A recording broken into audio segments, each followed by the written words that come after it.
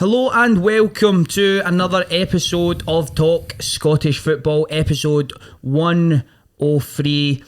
I am joined today by Ryan McGinley and Adam Kennedy. Of course, I am your host for the day, Sharp Div or Div, whatever you want to call me. You know, I've been called worse in the comments. Fair enough. But we have a lot to get through today. We obviously had the semi-finals of the Scottish Cup at the weekend. We had the VAR vote today, which, spoiler alert, we're getting VAR, but we will get into it. And we've got a whole host of other things to get through as well. We're going to get David Buick on the phone at some point too. Hopefully he's still awake because, you know, we're Nighthawks. We like to record really, really late. It's the only time that we can fit it in our schedule. And before I forget, we need to give a shout out to our sponsors of the podcast, G4 Claims as well, and their beautiful studio here. If you've ever been involved in an accident, then they are your people to call, because too many times, you know, you may be getting a wee accident and people try to rip you off, whereas CG4 Claims, they're going to sort you right out. They're going to get you your right compensation, you know. Not a couple of grand, we're talking big bucks here, I think, eh? Mega though. Aye. Mega though. Have you been involved in any road rage in the last week or two, boys? I get it in a daily occurrence. I had a mail the day. Do you know what really irks me when I'm driving is lack of signals. That's the main one for me. Oh, is it? Just trying to like, how am I supposed to guess where somebody else is going? That's my primary bugbear. When I go today, boys, you know I'm on the roads often. Do you know? Yep. Same as yourself, McGinley. Same as you probably as well, Adam. But I'm driving through a wee suburb today, and somebody just comes flying out of their driveway, just reverses right out in front of me. So I'm already annoyed at them. And then they're driving forward, and somebody's coming up to a giveaway. But we've got right away. So I'm just driving behind them as normal, and all of a sudden they just slam the brakes on to let the person at the giveaway come out. And you know, your motor's probably this as well. You know how emergency stops by itself? My motor done that. I seen it happen, but my motor done that, so I could have been on the phone to G4 Claims as well, trying to sue whoever that idiot was on the roads today. But listen, if you have been in an accident, then they're your people to call. Also, if you want to start up your own podcast, you can get involved here, let them know we sent you, and get started. Yeah, lads. Nice. Shall we now get into the football? Absolutely. It was a belter that weekend. It was absolutely crazy. Which game would you like to start at today, boys? Start with Saturday. Go start for with Saturday. Go Sunday. Chronological order. Yep. So that game was, of course, Hearts versus Hibs. Before we would get into the game, a lot of folk thought that Hearts were the big favourites, obviously, with what's happened this season in the league and such. And it transpired like that in the open exchanges, at least, Adam, didn't it? Yeah, maybe for the first half hour. It's probably the polar opposite to the Tynecastle meeting the week before, where Hearts were rotten for the opening 30 but brilliant for an hour, whereas here Hearts were brilliant up until Chris Cadden pulled one back for Hibs, and then weren't great, didn't really carve anything else out, but thankfully did enough to get us over the line to reach our third Scottish Cup final in 4 seasons. The only exception being when we got papped out by Brora Rangers, the Highland humiliation. You just decide to kind of skate over that, don't you? Bipolar behaviour, mate, innit? That's my football club. That's what I've become accustomed to. Absolutely. It was a classic, to be fair. Voice away.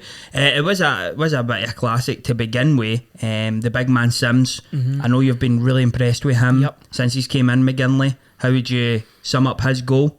Yeah, it was a really good goal. Great shot from outside the box. I've watched him a couple of times this season. I just think he gives you so much presence up front. He looks like he's maybe not too good for the league, but he's really shown his quality in the league whenever he's been given his chance. He left the goalkeeper with absolutely no chance, but I've been really impressed with him since he's joined. I just wonder where he'll be come the summertime. Do you think you'll get him back, or...? I'd hope so. I mean, Hearts fans and Everton fans have kind of been chatting on Twitter about it recently. And I don't know whether there's perhaps a championship club that might come in for Ellis Sims, but it would certainly do his development no harm, I think, to sign on in Gorgie for another season, particularly as we've alluded to now with European group stage football secured. You know, that's great experience for him. And Everton ultimately want this to work out just as much as Hearts do, so it's proved to be a successful move for both parties so far. So I don't see why that couldn't be the case for another season. Definitely. you talk about Championship football. He could be playing Championship football for Everton next season. When you think about it, you know, because I don't see DCL staying at Everton if they go down to the Championship. Although Big Sean Dyche get the sack, didn't he? So potentially Burnley are the ones that are gonna. They should have won at the weekend too. I watched that game. Apparently get a £10 million payout or something.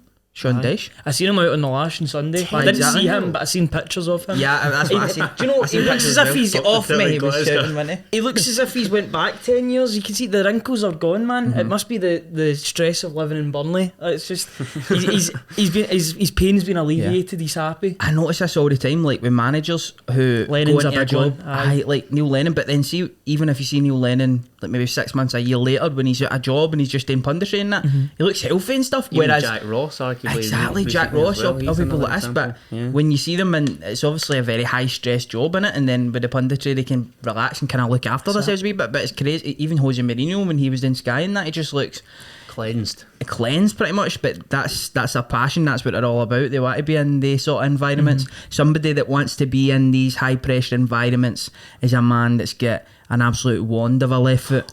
He's been sensational this season. He's been very, very good, and that is Stephen Kingsley. He gets the second goal for Hearts. Talk to us what was going through your mind as he put that one top corner at him. What a fucking goal, eh?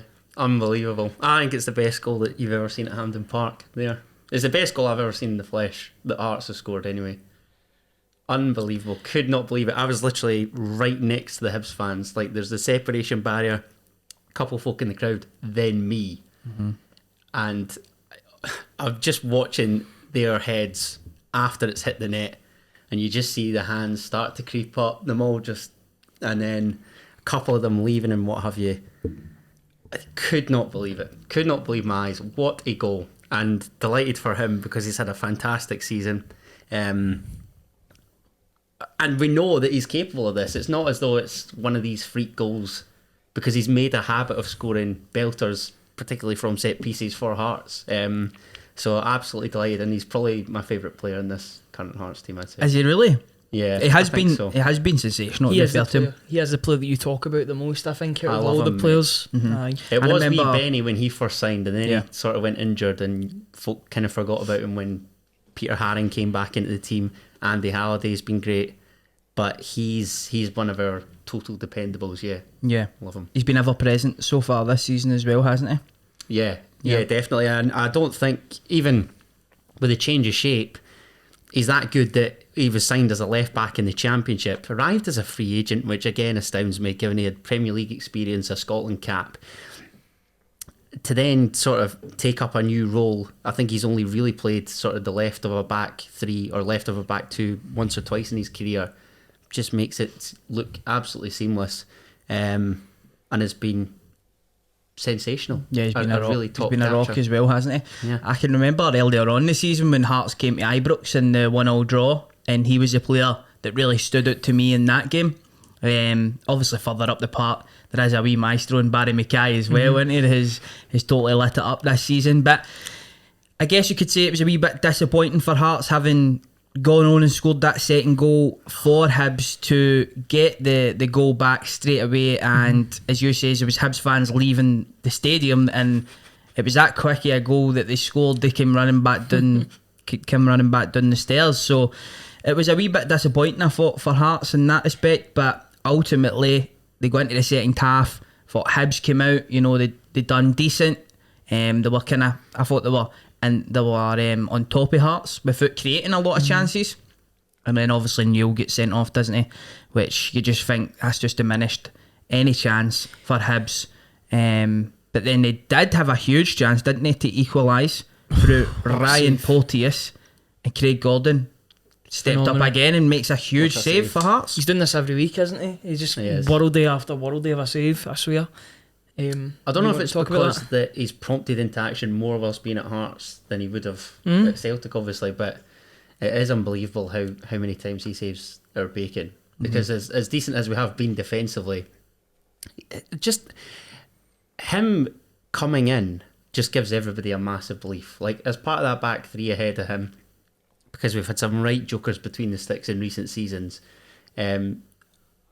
just top drawer. I genuinely believe he's better now than when he left Hearts for a then British transfer record fee. I know Alan McGregor's obviously had a tough season this season, but I thought the same when he came back to Rangers, because I was thinking to myself, he's an aging goalkeeper, but the thing with goalkeepers is kind of older they get, the better they get in a sense, until obviously their body ends up giving up them, but they peak a whole lot later in their lives. And Craig Gordon's one that is defying the odds. He's back to being Scotland's number one. Absolutely sensational save, and Hibs must have been thinking at that point, we're no equalising here. I thought it was in, I've got to be honest. So did Ryan Porteous, I think. Yeah. Pushes it onto the post, doesn't it? Yeah. Yeah, and even then, like, from where I was stood, I couldn't even see it, just given the traffic in the box. So I thought it was just Porteous had hit the post. It's only then when I saw the highlights after the game, just could not believe the save that he's produced. With regards to the Hibs goal, so frustrating, given we've just gone 2-0 up. It could suddenly go on to be a rout, but yet you just let them back into the game, and it's so largely preventable. All Toby Sibbick's got to do is either smash, I think it's Lewis Stevenson eventually on the left-hand side. Do anything. Let it go out for a corner, a throw-in, even further up the park, just lose it somewhere up in the abyss. And he does none of those. And Chris Carden even gets 2 bites of the cherry because it comes off Joe Newell, who's lay on the deck, and it's like, then I was thinking, what chance have you got? Yeah. But fortunately, the luck evens itself out. I guess with in Porteous. games like this as well, it is all about getting the result, and ultimately Hearts are going to be in the cup final. One man that won't be in the cup final, in fact, one man that won't even be in the dugout come Saturday and Sunday, is the Hibs manager. News broke today that Sean Maloney has been sacked, relieved of his duties at Aberdeen after only 4 months in charge. McGinley? I was quite shocked, I'll be honest. I thought they would have given him a summer at least to sort out this mess, but it seems with these new American owners that they're very trigger happy with some of their decisions. I thought, a lot of people said that the Jack Ross one was maybe premature. I didn't think so at the time. I thought they were on a downward spiral, but 4 months is nothing for a manager, especially a highly rated young. In the cup final though, Ryan, in Ross's case. I know it was a really, really weird one. I would have at least given him that. It was kind of like they got beat. It was similar to Mourinho at Spurs. Remember, he gets sacked before he even got the chance to play the was it the League Cup final, and they brought Ryan Mason in. So that just didn't make any sense. I guess they'd already made their mind up, and it was the same for Jack Ross. But in terms of Sean Maloney, it just I know it was a risk appointing this manager that's not had a sort of first team head job, but at least give him a summer to sort of sort this out. I don't really understand it, to be honest. It is a disastrous season from a Hibs perspective, isn't it? Considering they were the best of the rest by some distance last season, to just fall away. And Martin Boyle's a big loss. They've had injuries aplenty, but let's be honest, like, Hibs aren't a bottom 6 club.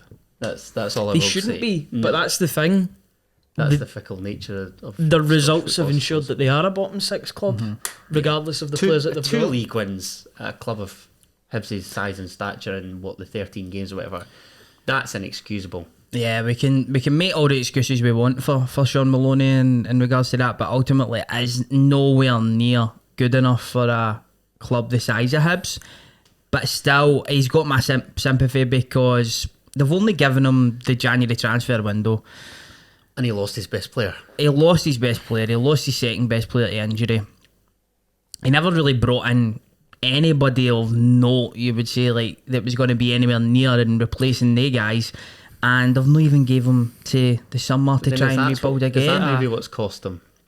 Sort of not like a headline signing, because I know that Hibs will obviously work within a budget, but somebody of a better calibre to replace Martin Boyle. I don't know, and I think what you're kind of saying as well, and I agree, is if you're going to give a manager time, you let them have the summer transfer window, but you still got to get results in that time. So maybe sort of find a way to gain results in the meantime, and then implement the way that you want to play within the summer once you've been given that backing, once you've made the sufficient signings that you need, and hopefully then the results start to come. I hate making the comparison, but it is very Ian Cathro, the whole thing as well. I think they could have went down that road, that they at least give them the Betfred Cup group stages, because they'll be in the bottom 6. Obviously, and that's they're a in good bottom trial 6. So again with lower league sides. That's the thing. Obviously, you get put the Peterhead result was an absolute disaster. That signalled the end for Ian Cathro. The same could have been there for Sean Maloney, but maybe the owner's just seen enough. Maybe there's been a fallout higher up, and they just want rid. But this is the thing now, because the Hibs job should be an appealing job for any aspiring manager. Now it's probably not, given that he's only had the 4 months, the 19 games or whatever it is. The squad isn't in the best of shape. Your chairman, it seems a bit nuts. He seems like the American Vlad, if I'm honest. Yeah. He's very trigger happy, isn't he? Even some of the transfer fees that he's kind of knocked back have been strange. Haven't they? I'm trying to think. They obviously knocked back Nisbet, Doig and stuff. And now the guys aren't even Porteous, reaching the heights. They were supposedly interested in him. I'm all for one for Scottish clubs. No, standing up for your players. Standing up, aye. But I think some of the bids were good lucrative bids, especially Nisbet. Voice away again. What's going on here, man? Voice away.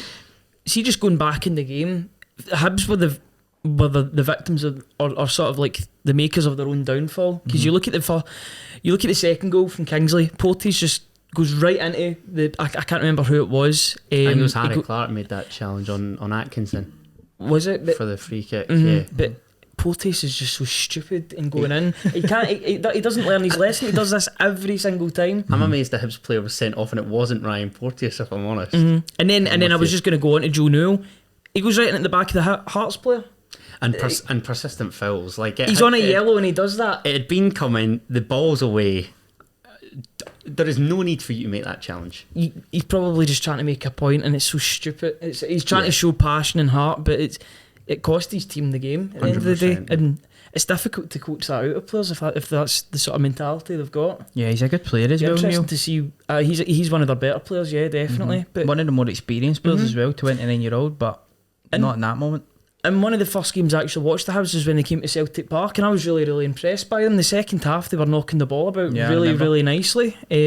Celtic were so good in the first half. The second half, they just kind of sat off Hibs. Hibs were just passing it about, long passes across the way. They just weren't creating enough that night against Celtic, and that has been a running theme. They're just not scoring enough goals. You say the same again with regards to Saturday, innit? Like, you can have as much possession as you want, but you just need that little killer pass. Edge. I actually thought that Ewan Henderson was probably Hibs' best player on Saturday. So. But again, it's if you're only really looking at the Porteous header, that pretty much speaks volumes for the chances or lack of that Hibs created. No, it wasn't enough for Hibs to really get back into the game, was it? You just wonder who Hibs will go for now. I mean, I was kind of talking this morning about, is this the one that Kevin Thompson goes for if he gets... I think he goes for it. Of course he goes for it. And brings Scott Brown with him? Yep, that's what I would say. I mean, we already know that Kevin Thompson was into the last two for the Killie job. It was between him and Derek McInnes, and obviously they're going to go with Derek McInnes in that instance. But for a young up-and-coming manager like Kevin Thompson to even get that close to the Killie job, it just goes to show you how good he's been. He's went in and done his interviews and such. He's had a very impressive season so far with Celtic Hearts. He was obviously brought up a Hibs fan, probably still a Hibs fan. His boys Hibs fans. You know, he played for them, captained them, all the rest of it. So I think he would be a brilliant fit with probably Scott Brown as an assistant. But what I would say is, in reading the Hibs statement today, they said basically along the lines of it was like an experiment with Sean Maloney, a young up and coming manager. That doesn't line up with Kevin Thompson then coming in. That is true, yeah. But for me, I think he would be a good appointment. You just wonder where they go then. Yeah. You know? What sort of manager do they bring in? A more experienced? Mixu. Again, they probably... I was saying that in the group chat. Mixu's not had a job in a wee while. Nah, and stole that for good reason. What would you say, Adam? Again, I don't know who's out there. I'd love to see kind of the odds or whatever. You'd have thought that McBookie would have released something by now. But Jack Ross? The Jack Ross reunion. I saw somebody tout Derek McInnes for it. He must be kicking himself ending up at Killie, given that he, I think, was in the frame for it initially alongside Maloney. So I don't know, the Kevin Thompson predicament again I could see, but would he be daft enough to kind of step away from that current project and looking at Gordon's record? He was going for it with Killie. I don't know. I just feel as though Hibs are another step up from Killie as well. Oh no, I totally agree. But Killie are a big club. No, of course. But Killie are expected to be promoted. Hibs, you're like, don't get me wrong. If you can change the fortunes of Hibs, then that's great, and ultimately they can prove a stepping stone to bigger and better. If I was Kevin Thompson, I'd stay put for another season at least, I think. According to Betfair, he's the second favourite. Thompson? Yep, 41. John Kennedy is the favourite. Now we know that Hibs have been interested in him a couple of times before. I think they could go back in for him. But again, these are experimentations that they've just openly admitted hasn't worked. Do you know who's the third favourite? David Martindale. Go on, Davey. Scott Brown at 6-1. With Ronnie Marvin Dyler Bartley coming back to Hibs as his assistant, presumably. Ronnie Dyler at 8-1. Knutson, who's the Bodo Glimt manager, at 10-1. That'll never happen. I'm saying that on record. He's probably going to bigger things, maybe in Germany. Lamucci, who did he manage? Was that the West Brom? No, that was Nottingham Forest. And Bob Bradley, 14-1. The Bob Bradley one's a weird one. Bob Bradley. Would you leave It's Toronto? American, Brad Bobley? Would you leave Brad Toronto Bradley. to come and manage Hibs? I Yes. don't know. I can already see the Keith Jackson, Ted Lasso sort of article coming now. I can see it in my head. See a mile off. Yeah. But it's a very interesting list. I always think Hibs Do are you a really think it's a interesting team to watch in terms of the managerial But appointments. do you think that's a particularly inspiring list? David Martindale is, aye. I think Ronnie Dyler would do a great job at Hibs. I don't think he'd take it, but Ronnie Dyler has been getting spoke about a wee bit as well. I remember in the he's first, also in the frame. he was in the frame the last time around as well, and I don't know. Somebody that I Ronnie put Dyler forward would be obviously was Big Chipper, but now he's got the Alloa gigs. So so he wouldn't be interested in Hibs, would Bigger he? and better things. Yeah. Bigger and better things, to be honest. But it will be really exciting. We'll make sure to keep our eyes on that, and we'll It's discuss it when it happens, when the new gaffer is appointed. Last wee point on it is my thinking. I'm just thinking about it here. They've got rid of Maloney obviously quickly. Is that because there's potentially somebody that's coming in, or Well, David Gray's taking caretaker charge Oh, till the end for of about the the season 10th again, time? isn't he? Yeah. Just give him the job. just give him it? Eddie May's another one who's just been lurking in the background at Hibs. He always seems to Keen, be the I know. assistant to this caretaker, or takes the caretaker himself. Yeah. I don't know. I mean, let's be honest. They're not going to go down as much as it'd be hilarious. But I think Said that when Terry Butcher was in charge of Hibs.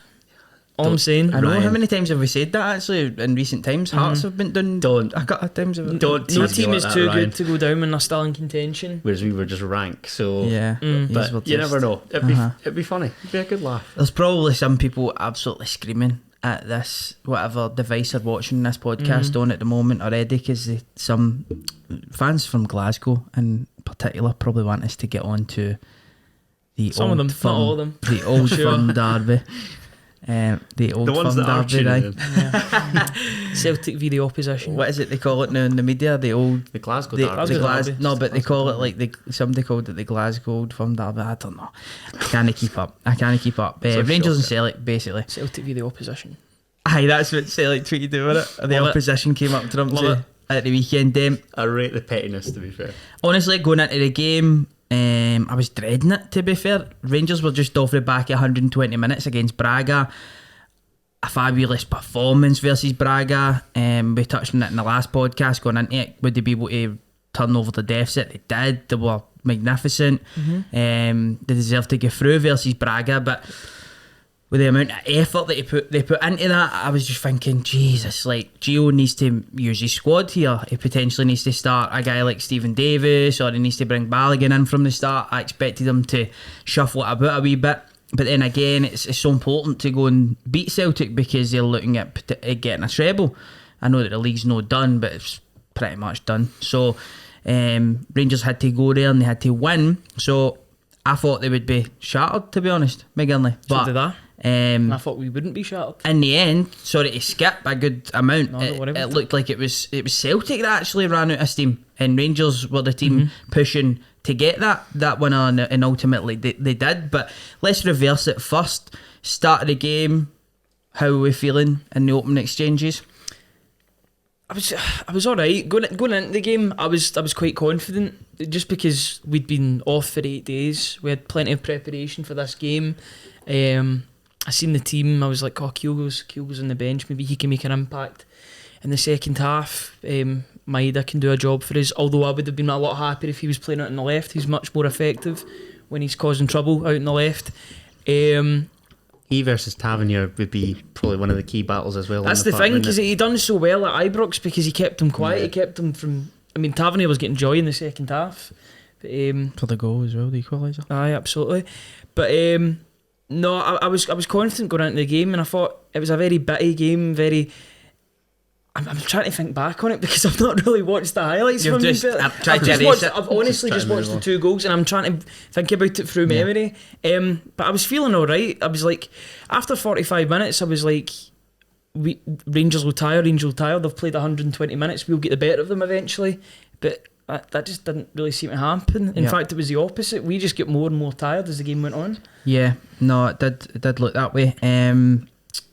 Watching the game, the one thing that stood out to me straight away, and I know Hampden sometimes gets criticism for its atmospheres, but having been at the last Old Firm game at Ibrox, when your team's getting beat, the atmosphere is just absolutely dreadful. Because, and I went off my nut in the last podcast, mind, I had a right rant, and then quite right. Somebody actually said in the comments that they were at the one at Celtic Park and the atmosphere was amazing, which obviously you could hear that it was, but see when your team's winning, it's a bit easier to sing, but see when you're getting scudded, it's like it turns out a training match, right? So one of the things straight away that stuck out to me was the atmosphere. Both sets of fans were their usual selves. It was electric. There was something in the air, and Rangers had a big opportunity. The biggest opportunity of the half probably was John Lundstrom, who I thought it was in. I thought it was in. Left-footed from outside of the box.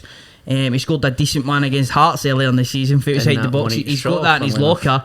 But that was probably the biggest chance of the half. There wasn't a lot of clear-cut opportunities, but no, it was a very having game. Watched the first half, I did feel alright because I thought as I said, going into it, I was apprehensive. I thought they would be shattered, but they showed a good account of themselves in the first half, and they went in at the break at 0-0. Yeah, I mean, nothing each. I'll be honest, I thought Jack was quite lucky to stay on the park after that challenge on Hatate. It was very similar to the one that Halliday done on McGregor at the start of the season. I thought maybe in 2-3 years that'll be a red card offence. I don't know about yous. It just looked very late. Look, it'd be interesting to see what happens once a certain something comes along that we've already alluded to. I don't think that's one of those ones that would maybe in my head, maybe that's what I want that even sort of challenge to be in the future.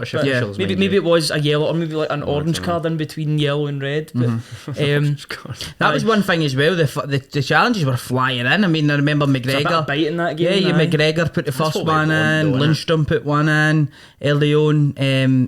Everybody shouts and balls for these sort of challenges to be allowed and such, and then when the day happen they start greeting, but on both sides everybody does it if it goes against their team. 100%. But I did think, as you say, Celtic did grow into the game a wee bit. I think Ange Postecoglou made some changes at half time. He didn't fuck about. Broke some subs on early in the half. Kyogo was stripped up basically straight away as soon as the whistle went for the start of the second half, and Celtic were the first team to score the goal, and it was through Greg Taylor. Rangers totally switched off, but Celtic showed their initiative from the set piece, and Greg Taylor scored his first Old Firm goal. Yeah, it'll be his last as well. Honestly, he's not going to score again, let's be honest. For about 30 seconds, I didn't realise who'd scored. I was like, who the hell has scored for us? I was like, number three, who's number 3? And then I was like, oh, Greg Taylor. I was like, he'll be delighted to score against his boyhood team, man. He's a big Rangers man. Oh, he's but you know what? He was absolutely loving it, man. He was getting at everything. He was great knee slide as well. Just say, I was working on Sunday afternoon and I was out doing a delivery, and then I came back in and heard that Celtic had broken the deadlock. I was like, right, okay, I wonder who's put them in front. Is it Maeda? As soon as I heard Greg Taylor, I was like, Greg Taylor, the unlikeliest of goal scorers. There was a wee bit of favourable deflection winter for him, to be fair. From Bassey, aye. I'm just watching the highlights here. Sorry for my ill preparation, but I just watched that Carter Vickers chance back for the first time. You've got to score that. Kyogo plays it so nicely to Carter Vickers, and he's got to score. It's harder. It's Yeah. harder to miss. It's probably the worst guy that you would want at 40 though. I know that. I know he scored in the last game. I know he scored in the last game, but just generally speaking, historically, a centre half getting a big opportunity like that, you'd maybe want that to 40. One of your strikers or one of your wingers or whatever that are more natural in that position. But I don't know.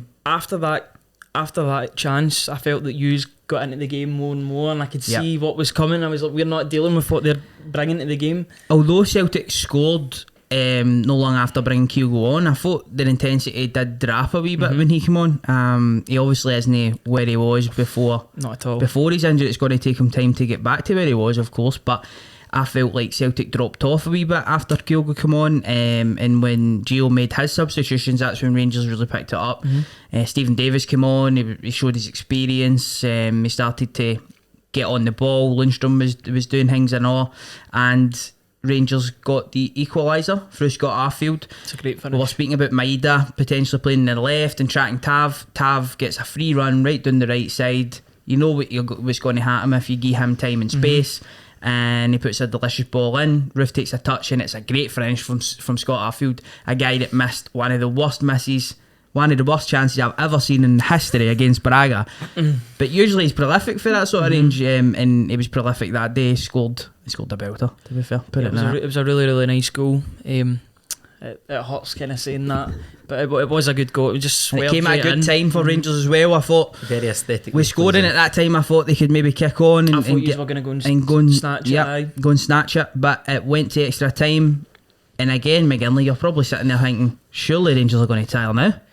Yeah, absolutely. I was like 90 minutes. I was like, we could win this. Maybe win it by 1, maybe by 2. That sounds quite big-headed saying that, but I was like, we've been off for 8 days. We should have the stamina over this team. I thought Celtic in extra time just prior to the match, so I thought surely that's what I was saying. Given the prep and whatever, like you say. Because I was saying last week, if it does go to extra time, if they've played extra time against Braga, you'd assume that Celtic would take advantage of it. But that wasn't the case. No, proved the polar opposite. The problem for Celtic was that too many of the big players just didn't turn up on the day. Now, there's definitely some excuses for players like Kyogo, who's just back from an injury. He's been out for over 3 months. So he's just finding his way back in. It was a big ask for him to play, 70 minutes odd? When you get all of it in. But sometimes you get away with one passenger, maybe 2. But any more than that. See, when players like Jota, who has been a bit of a question mark in this fixture before, it's got to be said, when he doesn't turn up again in a game, it's not that he wasn't trying, it's just that he was trying to do too much on the pitch. Yep. He's trying to beat one player, then the next player, rather than playing an easy pass or trying to take a shot when he should have taken a pass. Going on the bar and all that sort of stuff. Just infuriating. And it's infuriating because you know how good a player he is. He's shown it in the first half of the season, but he's just, I don't know, ever since he came back from his injury, maybe he's not been the same sort of player. Sometimes you get that with lone players, don't you? I remember years ago with Rangers, a couple that started really well, and you just never know. Speculation goes to their head, potential transfer talk or whatever. A bit of a conspiracy theory that obviously when he went back to Benfica to do his treatment, maybe somebody was in his ear saying, look, you could be back here, especially because his youth team manager is now the actual manager of Benfica, so you don't know if they've maybe said something, but no, I just hope he can lift his game coming into the closing of the season. Yep. I know he's good enough to do so, but he's obviously shown it time and time again. He is a top player, but I just hope he comes back and does the business, really. One man that's been criticised in this fixture, and his last 2, is Giovanni Van Bronckhorst. I thought in this game, he got his tactics spot on. I thought Rangers were brave in their defending. You know, Celtic like to get their wingers to invert, their fullbacks to invert, come in the part and stuff, and it can be confusing at times for defending that sort of stuff. And we've seen in the games gone past it that it's been a real problem for Rangers. But I thought Rangers were brave. They allowed Calvin Bassey sometimes to step up and get in Tom Rogic's face, and then maybe they switched it. Connor Golson went and got in his face, and we spoke in the last podcast about winning the midfield battle. And I thought Rangers won the midfield battle in this game. It's so important in Old Firms, and it's been a while. The introduction of certain players though, Div, like your Scott Arfields and whoever. Potentially, but I think it was more down to the tactics of the manager, to be honest with you, and almost nullifying Rogic from the get-go. He took over the game at Ibrox. It was outstanding. He was just drifting into areas. They never had a plan for him in the last game, whereas in this game, they get very close to him. They leaned on him, they fouled him, they annoyed him, they didn't give him time and space, and he ended up getting substituted. So I thought they nullified Tom Rogic brilliantly, and there wasn't really another player in the Celtic midfield who was able to influence the game the way that he obviously can. So I thought Gio was spot on with that, so he deserves some credit for that. I thought Rogic had a really, really poor game. I think you kind of know Rogic is one of those players, and I would say Samaras was the same about 5-10 years earlier.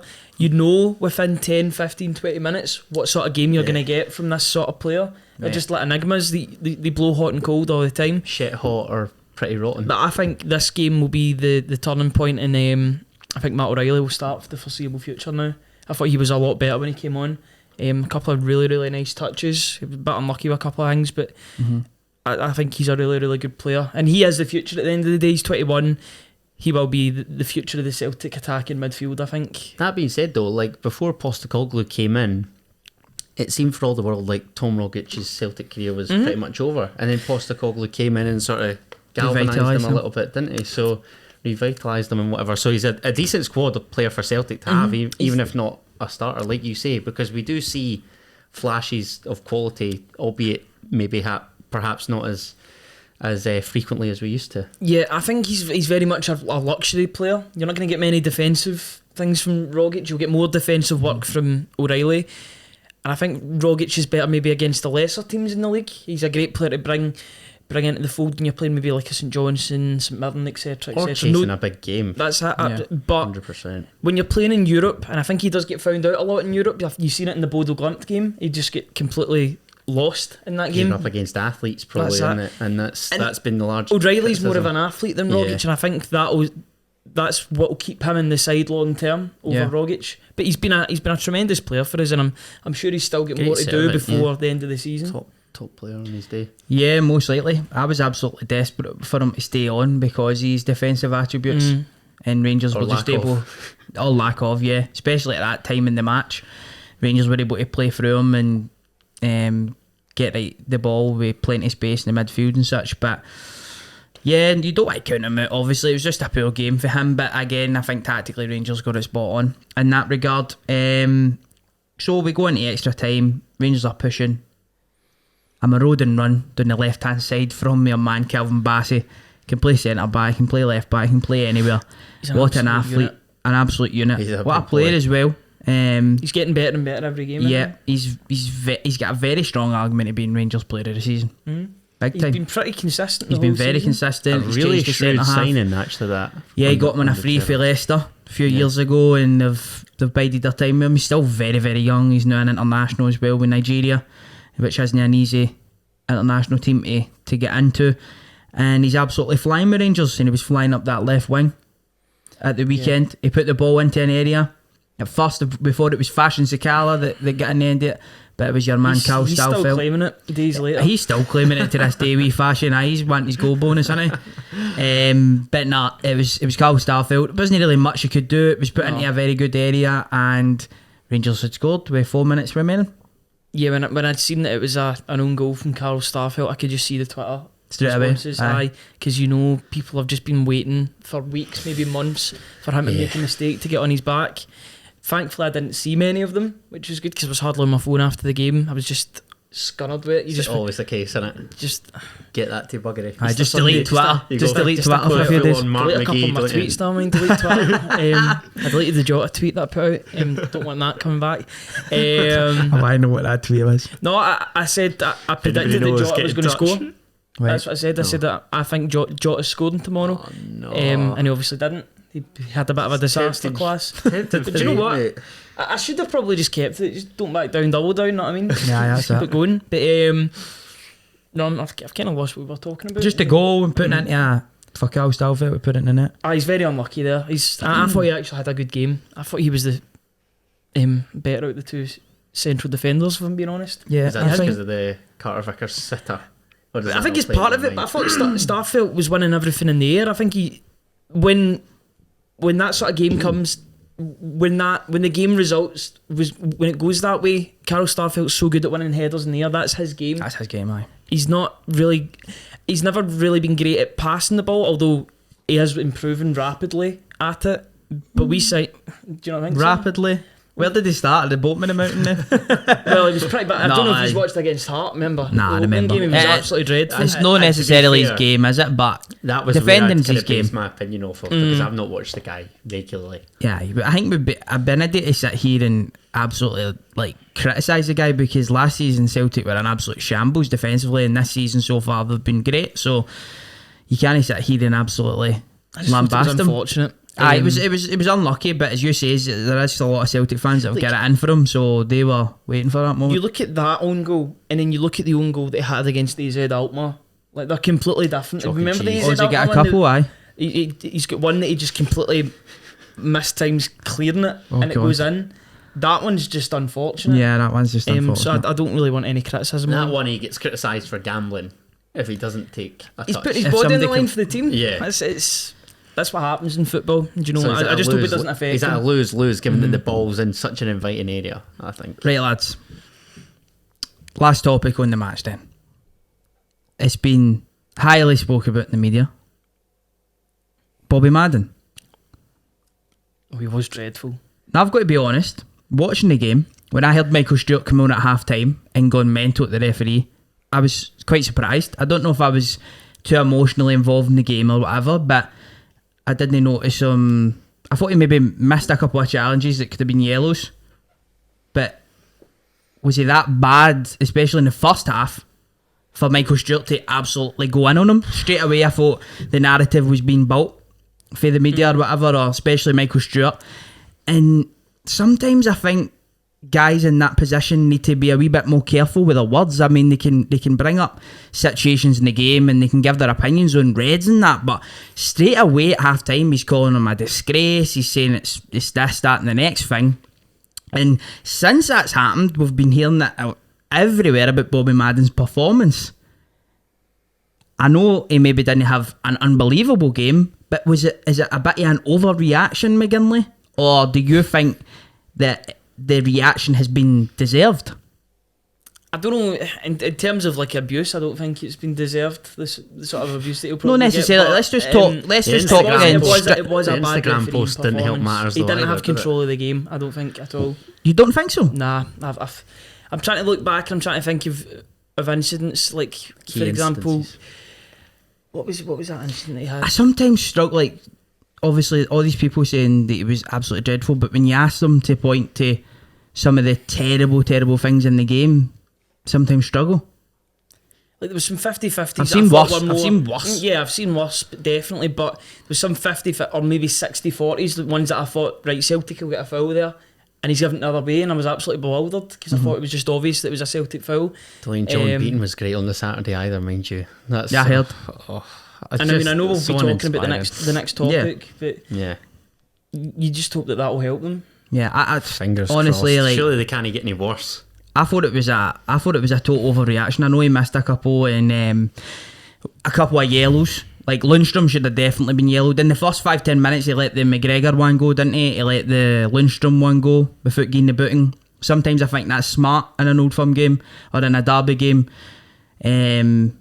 You said the Ryan Jack one as well. I'll need to see that one back, to be honest, mate. But I don't think that he was absolutely horrible. I've seen way worse, so I think it's been a total overreaction. I can understand. So let me just get it clear then. Do you think Bobby Madden was poor against Celtic, or do you think just in general his overall performance? I think he was poor in general because even for the Celtic goal, it wasn't a free kick to begin with. Right. So I agree with that.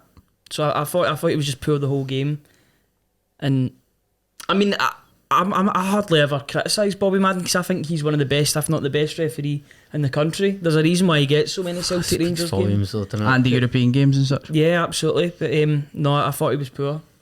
But I'd need to Fair go. enough. I'd need to go and watch back the game again. Yep. But I would maybe, but maybe I'm going through because obviously my Twitter is very, very Celtic orientated, Yeah. and everyone was talking about Bobby Madden, and I thought he had a poor game. So coming out of the stadium reading Bobby Madden this and that, I'm obviously going to assume that he had a terrible game. I thought for Michael Stewart to lambast him at half time, At and half for time's a bit Sutton, much because he's still got another 45 to go. At least do it when the game's over. exactly. I don't like that. I don't like that for Stewart and in the second half. I mean, Yeah. we don't know. I think as well, we see with yellow card defences, it's hard to then say, well, he should have been sent off, because if he gives him the yellow card in the first case, doesn't mean he's going to go into a Joe Neal and get the second yellow card. So hypothetically, it's hard to judge the ones. Is it true that John Lundstrom didn't get booked in that game? No, but he should have been. I can hold my hands up. Lundstrom should have been booked for probably, I don't know, for his second or third challenge. I think There he is should have been an booked for. art of not getting booked in games. Like And Fernandinho, he knows how to do it. Most he's of the the time. best in the world at doing that. He's so good Him at and it. Rodri. There's a reason why Rodri's so good at it. Every time I've got Fernandinho in for a booting, and he should have He about sh- 10 he shouldn't bookings, do that. and he never does it. But, To be fair, what I will say is, whilst Celtic fans were quick to criticise Bobby Madden, I think they were equal in criticism of Celtic as well. It's not as though they were solely saying that Bobby Madden was the reason why they lost that game, because they were very acknowledging of the fact that, as McGinley alluded to earlier, there were a number of key players that just didn't perform on the day. Celtic didn't turn up at the end of the day, and you can admit that. Aye. Yeah, absolutely. And I think the vast majority of Celtic fans were saying that at the end of the game. Look, we put our hands up, we weren't good enough on the day. Yes, the refereeing performance wasn't great, but at the same time, It's not the reason why you got you beat. can't I let the guess- referee affect the game and affect your performance. I guess my main problems with the media and the way that they reacted to it, and then your talk shows and all that, just feeding off it and getting Celtic fans on who have that opinion, exactly, and they're just chat. I know, I get that, but I just think when there's a guy, you're talking about a guy at the end of the day as well, do you know what I mean? I don't think he was that bad that he deserved that level of criticism, to be honest. Like, even the offside, do you remember the offside one where Hatate should have put it bottom corner? Maeda's about 5 yards offside, do you know what I mean? So The one that slides past the post. yeah, there was a couple But a couple bad then decisions, again, but I just like thought it was that- all very action. That's not solely down to Bobby Madden, is it? Because he's That's his looking over team, at the line. exactly. Yeah. I know. But if we're just talking about overall here, Of course. one thing that we hope will eradicate a lot of that sort of chat in Not terms hold of my red breath. cards and offsides and all that sort of stuff is VAR. Today it was voted in. 41 out of the 42 SPFL clubs voted yes in favour of VAR being introduced to the Cinch Premiership. Who do we think said no? Arbroath. Yeah, I think Arbroath. I think that's the logical answer, because the amount of dough the that word they'll on the need street, to. wasn't it? Aye. Yeah. And I think it makes sense for them. And all they're like, no, we want to keep a wee bit more money. Straight Quite away right. when I looked at the comments, was Hunter's a Rangers fan saying Celtic, Hunter's a Celtic fan saying Rangers. That's just not going to happen. That was 'cause- It's just moon howling at its That best. was innit? Yeah. literally a given as soon as we all saw that one club had voted against. I know. The thing that doesn't make why would Just makes no Rangers vote sense. against it? They're the ones that are wanting it. They Aye, they call will. for it like every well, not every week. So we can get like 10 penalties a game instead of 5. That's it. Do you know what I mean? But it's The coming. computer will run out of charge the amount of times they're using Aye. it. It's coming, lads. It's going to be here in December after the World Cup. What is your thoughts? First of all, we'll go to you, Adam. Daft. You think it's Wow. daft? Wow. Why not go from the start of the 23-24 season and just Well, if use the- the entirety of the 22-23 with the World Cup slap bang in the middle of it to get everybody equipped and just implement it like halfway through a season? Really? So are you in favour of VAR in general? Personally, I'd prefer full-time referees first and foremost, or more competent referees as a sort of starting base, and then VAR later down the line. Listen, I'll have no qualms with VAR if it works, and ultimately we all want it to better the Scottish game. But to introduce it halfway through, it's a That's bit my like problem with it. you know in down south how you'll get like non-league teams into the FA Cup, and they'll sort of play host to matches earlier on in the early rounds, and then only then in the later rounds do you see the big boys who have VAR at their disposal use it. That doesn't bode well with me, just the same as it doesn't halfway through a campaign, as opposed to slap bang right at the start, everybody's on the same hymn sheet and you take it from there. But that's Scottish football for you. Just showing you a bit. Oh, for God's sake, as I get David Buick's number up to phone him, he's texting saying, boys, I'm knackered. I'm going to my bed. We're all like 10 past 12. I text him earlier. I says, do you want me to phone you at the start of the show just in case you're shit? I says, no, you phone me whenever, son. You phone me. And he's wet his bed at 11:30. That is poor for you, David. We want to get your take on the mighty Pars, but I guess we'll just need to talk about them. Back to the VAR. I think you make a lot of valid points, and I agree. Like, I'm annoyed that it's happening midway through a season, but at the end of the day, I don't think it's a good enough excuse to say. And again, I agree with you as well that we should have full-time referees. We should have an overhaul, but I don't think it's a good enough excuse for us to say. Just because we don't have that, we don't want this tool that's already there and ready to go for another 6 months. So for me, I think we just need to get it in. It's not ideal. I would rather it came in at the start of the season or whatever, but it's going to be ready in December. So I guess we just need to take it. The other dodgy thing was kind of the league table placings as well, and the cost being spread. If you finish low down, it obviously costs less. So surely your Hibs and Aberdeens, I'm just looking at the bottom six out the sides that currently are there, you'd expect those two to be the most likely to then finish higher up. Is paying less to then use that at their advantage, is that morally correct? I know what you're saying, because some of these clubs are going for Europe and all that, and then maybe a bit of their money could do the polar opposite. They'll I pay know. more, but ultimately it's to their detriment the following season if they. And you look at Livingston as well, because they could theoretically have been playing more than an Aberdeen or a Hibs, even though they might not be in the best financial situation to do that. See, that doesn't make sense to me, because you can always bank on Rangers or Celtic finishing first or second, but you just never know with some of the other clubs. If one of the, let's say Arbroath come up next season, they go and have a wonder, they finish third. Look at the bipolar nature of my football club in the past few years. I would need to see the finances to see how many thousands we're talking here. There was a wee graphic. If there's a certain, if it's maybe 50 grand, I know that's a lot of money, but it's not a lot in football. 68 for bottom, was that right? 68 grand. Like that, yeah. And what's the highest for? 190 grand. Jesus, that's very high. That range, that is high, to be fair. 122 grand. So you're talking on average about there we go. 10 per place in essence. So first place pays 195,000, which is 16.29%, and 12th pays 67,000, which is 5.63. The difference between 6th and 7th, that's obviously where the split is, 7,000. So 84 grand for 7th and 91 grand for 6th. But then again, you look at teams, the way the split works, I was talking about this on Ryan's channel earlier as well, they could have more points finishing in 7th, especially this season, the way this is going, because like an Aberdeen could basically feast on the teams that are below them. They could suddenly get a good bit of form. And they could cheaper. It's cheaper for them regardless, because the highest they're going to finish so is 7th. Stupid, honestly. And they could maybe even be 10 points clear of 6. And see, when you get folks say that the Scottish game is tin pot, it's for shit like this.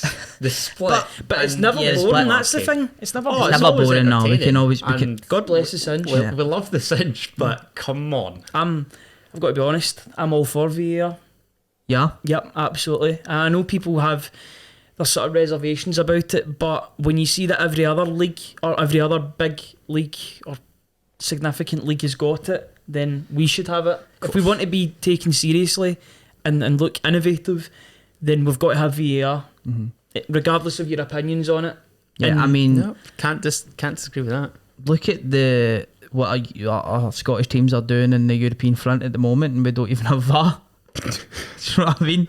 So for that reason, it's like we don't want to be left in the dark ages. That's what else would be daft. Like Rangers going to the Europa and they'd be expected to use VAR, yet they're not in a standard match against St Johnstone. Exactly. And yeah, I just think for this VAR, whether you like it or not, it's going to be in football going forward. So Scotland need to get with the times, and 41 out of 42 teams obviously agree with that, which is unanimous. The SPFL want it.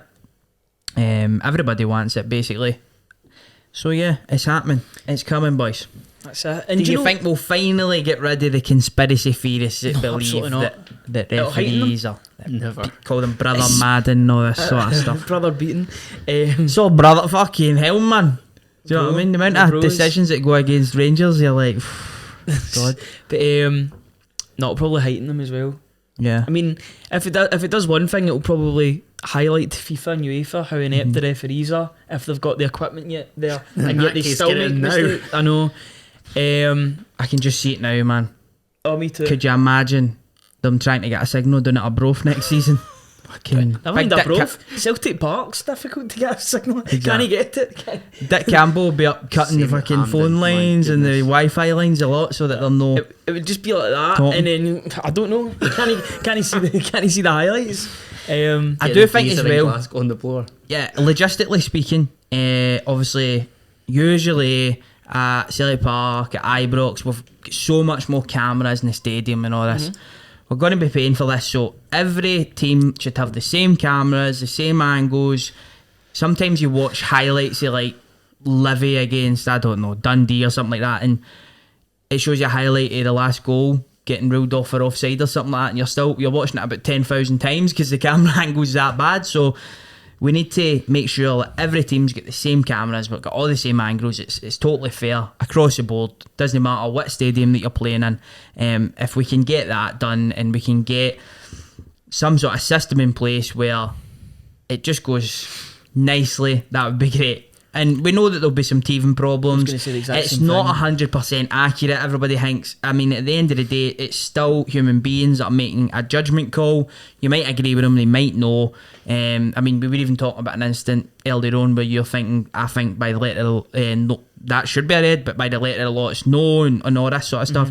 So we need to be in agreement with that. A suggestion that I would like to make, and something I would like to see implemented then, is a wee bit more communication then perhaps from referees, so we can get a wee bit more of their understand, so they can A wee explain to radio you. or whatever. No, maybe not that, but maybe even a post match, or every now and again you hear for a referee and they let you know, listen, this is why we've made this. That'd be This is class the on rule. Sky if they This just is broke out the commentary to then Aye. hear Bobby Madden give his justification for something. because it's so complex. And Half time with Bobby. I know they're bringing in half time. I would take that. Please don't. Half time with Bobby. The whole half-time malarkey that's The Late Late Show will be- I'm totally it's fine with it. embarrassing. And I'm You only like fine with that? that because I know Oh, that nah. Ange doesn't go into the dressing room. So Really? he needs some attention. Nah, mate, I'm not having that. No, half Happens times in every other sport. And They'll rockets start- up arses. I know. I'm alright They'll with start doing adverts and all that, wouldn't they? Like during the games and stuff. What Who's put this forward? Ron the Con? Is this what's going on here? It We're was just Anne Budge. Americanising it. Oh, Just wee eat. budgie. Don't judge the budge. Where's Anne Budge for? She's Scottish? Aye. Yeah, she's, Actually, aye. she's from Edinburgh. Nah, Dave Colmack, and that was what it was. He suggested it. The data. Come on, dudes. What was I going to Let's say? do about this. VAR.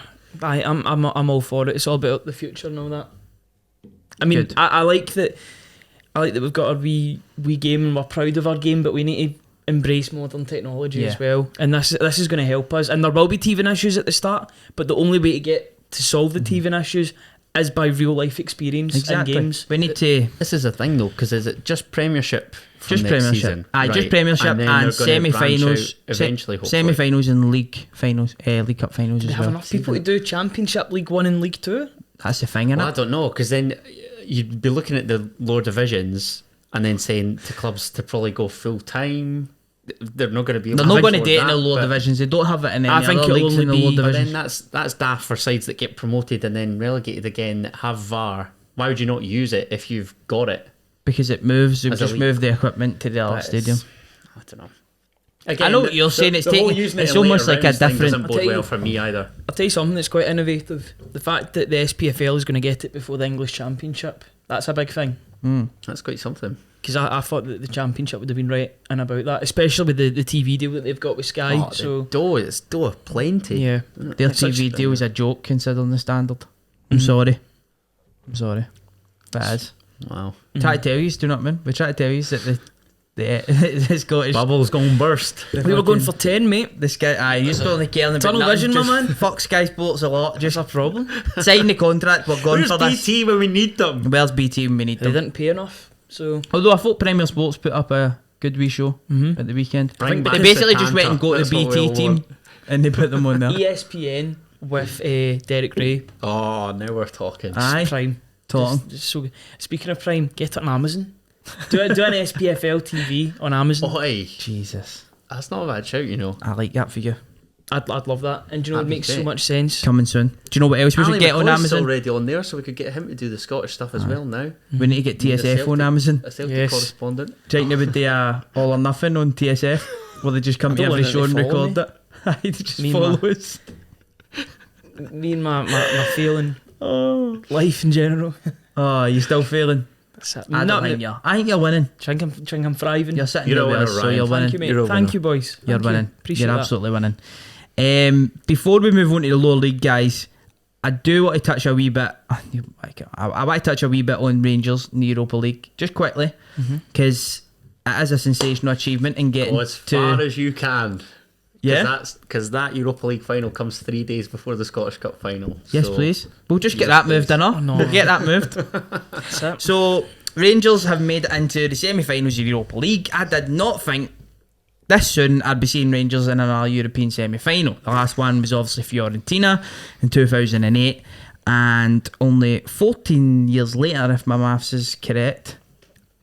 Nice, impressive. Is that right? 2008. Yeah, Yep. yeah. 14 years later, they're back in another semi-final. They're playing against RB Leipzig, Close from my who far too close. I'm not enjoying it. One tie away for Although- Seville. One Although, tie away.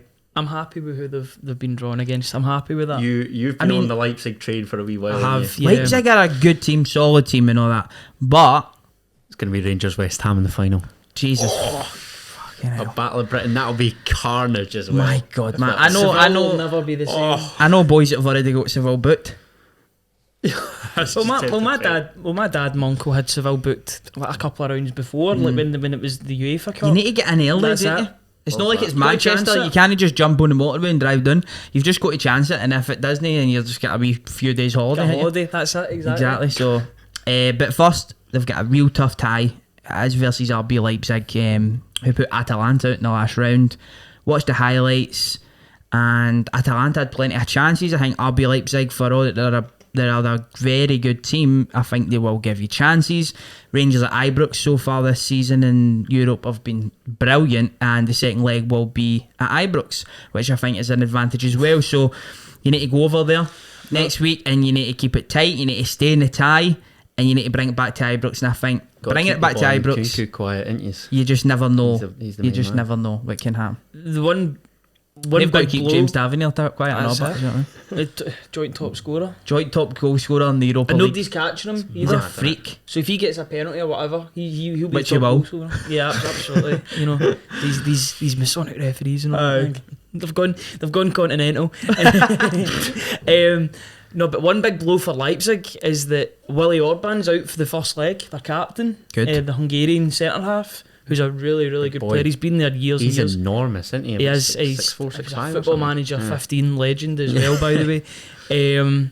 But no, they've got a couple of really good players. And Kunku Szoboszlai, the Hungarian boy, he's a phenomenal player. I'm trying to think who else they've got. Big Poulsen, Yusuf Poulsen still there? Yeah, he's still there. Halstenberg, who was linked with Celtic 8-9 years ago, he's the Do you know left what I mean? back. So I look at their team, and yes, it's a very good team, but Rangers have already seen off Borussia Dortmund, who I think are a better team. I know Leipzig have smashed them this season, but when you look at the league standings, you look player for player, I think Borussia Dortmund are a better team than Leipzig. So Rangers have got a very good chance of reaching a final here. They're one tie away. It is going to be extremely difficult. You get no easy games at this level of the competition.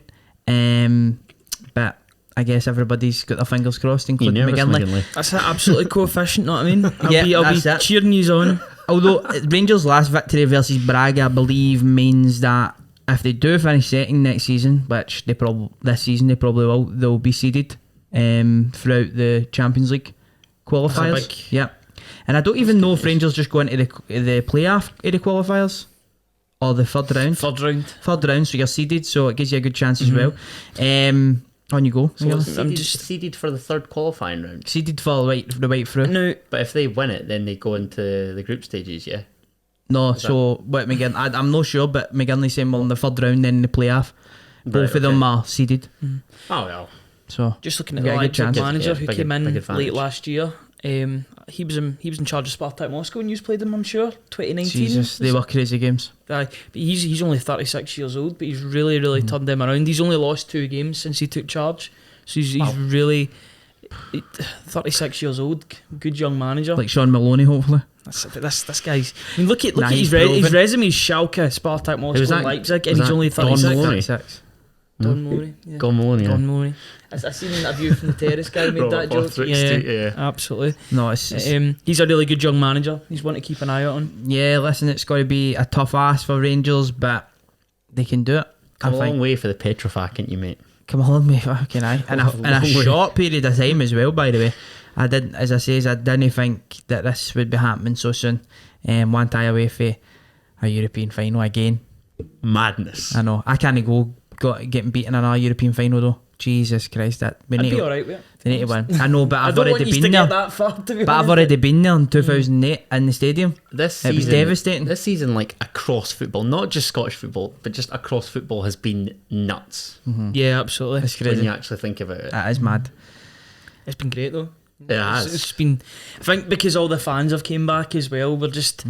This just feels like the homecoming of This football. is football, It's mate. just. It's beautiful. This back. is the cinch. Or And this where is. are we having the World Cup to celebrate all this? The footballing nation of Qatar.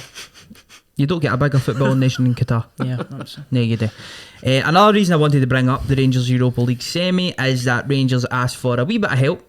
Similar help was asked for in 2008, not granted, but they asked for a wee bit of help in the year of 2022, and they have been granted it. I'm pleasantly surprised. The Motherwell game that was supposed to kick off at noon on Sunday is now going to kick off at noon on Saturday, which gives Rangers an extra day of recovery and preparation for their away game versus RB Leipzig on the Thursday. Do we agree with this, boys? Do you think that it should have happened, or what's your standpoint? It wouldn't have happened if it was Celtic, that's for sure. Oh, shut up! I don't think it would have. Are you being serious? No, I'm being. No, if it was. If it was You a don't Celtic think Motherwell game, would no, accept if it was the a same? Celtic game for Celtic Rangers, there's Oh, no way. right. There is no way that would get. Celtic, right? No, Oh, I agree with that. The yeah. two Yeah, that's clubs what are I mean. too petty. aye. Yeah. I took it the exact same way as you Yeah. did. Boys, there. sorry, boys. I know.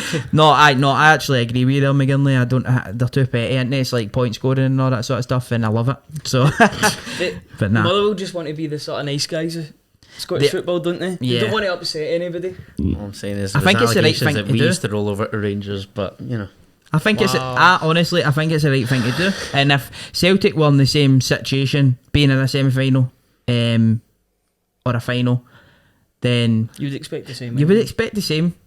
Because you want the teams to do good. I mean, look at Hearts next season. They're going to be guaranteed group stage football. When's the last time that happened? 2004. sounds about right. UEFA Cup, good 2004 knowledge, UEFA Cup. But in terms mate. Put it of this way, the Scottish teams, gaffer I was it think scored the 2008? winner I heard that against one. Basel. But did he? Big Nielsen scored the winner in the Against UEFA Basel, Cup. yeah. Fucking hell, I came a think that long was the way. last time He's we getting were, the we were Adidas in the group Predators back stage. out. He's the Copas or redemption. whatever. I think yeah. the He's last came a team long to, way. apart from Celtic and Rangers, was Aberdeen in 2008 or something. That Cup? might have been group I stages. think that was a a quiz question on qualifier. here. I don't know. Yeah, it was. Was it not qualifier against we Munich? sat down with Fitzsimons, and I'm certain Matthew Duff had sort of put together a European quiz, and like McGinley says, Aberdeen in the UEFA Cup. I want to say it was about 08, 09. I think that might be right. Yeah. It's coming up, so So Right, as McGinley checks that, we're all in agreement it was the right decision. We're going to move on to the lower leagues, boys, where we're going to get David on the phone, get his opinions on the They mighty did. Pars. They did? they actually got through to the round of 32 as was well. it Copenhagen were in their group? I remember. It's, let me have a Was that check. Bayern Munich as well? Maybe. Potentially, yeah. Jimmy Calderwood was the manager at the time. My goodness, that's a throwback in itself. Yep. Big Calder with that. Competitions, orangest man I've competitions, ever seen. SPFL. Can't really find it here. It's not. I thought it would come up their group that they were in. They just don't want to make it easy for you, McGinley, didn't they know? So Rangers were in the same final too. competition? Aye. Well, Rangers Bloody started in the hell. Champions League that season. Well, wait, what? Whoa. Aberdeen. Aye, but that's the Is that not the group? that's qualifying. Aberdeen fans in the comments, let us know. Sorry, boys. Was there no group stage? But no, there must have been. No, there was a group I stage. thought it was 08, 09. Try 08, 09. I'm not 100%. No, Aberdeen are group definitely in stage. this. Yeah. Groups. Aberdeen, yeah. This is weird. It's bringing up different teams. To Drumpo or something. That's all the group stage. Some Ukrainian. Here's the group stage here. Sorry, guys. Right, Because they were groups of 5. here we go. The So group. they had Atletico Madrid, Panathinaikos, Copenhagen, and Lokomotiv Moscow. Bloody hell. You'd wet the bed for that sort of group in the Conference League, wouldn't you? That's some range. Even Or the Europa League. I know I've spoken about it before, but the playoff teams, I could get a cracking away out of that. Do you go straight into the playoff? So we go into the Europa League playoff. Fucking one tie away. I So surely win Rangers that. are in the bloody Champions League playoff. You'd have, surely. You would have It thought. was the third round. I thought that's what I read. You would have thought that they would put Rangers in the playoff. But the bonus is that lose the Europa League playoff and then Guaranteed. in the conference. So groups. who's some of the teams? Coefficient because you could beat some of the teams in the Conference League for sure. Yeah. Who's some of the teams you can get in the It's playoff? probably win and get scudded in the Europa or lose and try and pick up a couple of points in the conference. You should back yourselves. But who can you play in the playoff? There was cup winners, I think. So PSV have won the Dutch Cup. Can beat They them. beat Ajax. Do you reckon? You can beat them. Maybe. Mario Götze. Ghent, I think, because they've won the Belgian Cup, can beating beat them. Anderlecht. I saw this through Barry Anderson's article, so you might, Mate, you can beat might them. want to just go straight to that. You can McGinley. beat them. Um, Shall we move on to the lower leagues real quick? some other cup come winners back to this? elsewhere. So yeah, Because I'm getting conscious of time a wee bit. But The potential. I've got them here. The Right, just go potential for it, player. Right. So Feyenoord, Nicosia, Can beat them. Cluj, Red Star, Slavia Prague, Fucking do Dinamo records. Zagreb, Olympiakos, Bodo Glimt, Ferencvaros, Slovan Bratislava, NK Maribor, Anderlecht, Wolfsburg. I would take any of the teams. you might. I'm not so sure I would. No, there's some Barry difficult. Mackay's Barmy Army, mate. That's what I'm saying. There's some very different. I mean, if you had to pick one of them, one for a dream tie and one for just to get through, who you picking? Dream tie. That's probably Cluj. I'd say. Oh, did I say Benfica? Sorry. Fuck's sake, no. Ren and That's who we Benfica. don't want. That's who we Benfica don't want. surely will be in the Champions League next But year. that'd be an unbelievable trip. It's potential, so Aye. Go obviously down, changes. Let's have a look, McGinley. Bodo Glimt, I don't want. No, your Arctic Circle. Although it would be warmer. at Red that Star time. Belgrade, I wouldn't want That's either. a terrible away day. End up getting chopped Olympiakos up. again, you can file that. Ferencvaros, yeah, not. Olympiakos would be Wales. Wales. Wales? Greece. Don't know where you get Wales from. I went. Don't know where my mind went there. I'm just thinking about us battering Wales. In 6th division, or whatever that is. 1st division. Sorry. Greece. Away day in Greece. Or Wales, whatever. Absolutely Martin Boylan, but I'm If you're still watching the podcast, let us know watching the jam where chats. your dream away day is. Yeah, who's Hearts' dream draw and who's Hearts' nightmare draw? Let us know. Not even Hearts this year, eh? All Hearts as well. Well, I don't know. fair play, It's up to you. Dortmund. That's your dream away. Love it. That was my dream away as well. I said to the missus I was going, she nearly chopped me up into tiny pieces, so I never Wow. went. Glad to see you're still here, mate. Wonderful. Love that. Sorry if you're watching. Jesus. Right. Let's move on to the low leagues, boys. We'll start off with the pals because we've got them down here first. Massive. Absolutely massive huge. win We're playing Ayr for United the at Basic home. Cars. They needed to beat Ayr United, let's be honest. They were getting beat 1-0. Was it a Muirhead penalty? I believe, if my knowledge serves me Yeah, I think correct. that's right. Aaron red card, Muirhead, And I honestly thought 12 yards. the pals are doing it again. They're going to stumble after a good result. But they didn't. They managed to fight back. And goals came through. Reece Cole and then Nikolai Todorov. And what minute did Todorov score? He scored in the 86, 86th minute. Yeah. Yeah. 86 minutes. So that gave Davey a good wee 5 minutes of singing and enjoying himself or crapping his pants. One of the two. I But like to see Buick happy. I like to see Beauty happy We as well. all do. We feel for Buick, don't we? Yep. Unless they get to the Premiership, I want to see them unhappy. Sad. Devastated. That is terrible. Big Yogi changing from a 4 at the back to a 3 brings on Lewis McCann. Seem to change the complexion of the game. And it's now mental because not only are Dunfermline and Ayr tied on points after the same games played, they literally have the exact same goals scored against, and then of course goal that. difference. The exact same 2 opponents still to play. The championship is actually nuts. And yet Queens could have been relegated tonight as we record. Fortunately beat Inverness Cali 2-1, play the two teams directly above them in their last two matches, have to win them both in order to have a chance of staying up. It is heating up. And then, of course, you got at the top, Arbroath and Killie, that massive clash on Friday night to essentially decide the league. If Killie beat Arbroath, Arbroath have to win that. I am absolutely buzzing. Get this guy on Sky Sports, man. I'm Get him on it. war for Kendo after that, honestly. He just talked about the championship. I want to watch that. I know. Nuts, I was waiting to jump in at different points and bring up different in different games, but you just absolutely smashed it. You were giving me some good knowledge there. I didn't even know Queen of the South still had to play the two above them. That was their next two games. You've got me absolutely hyped, absolutely buzzing for this now.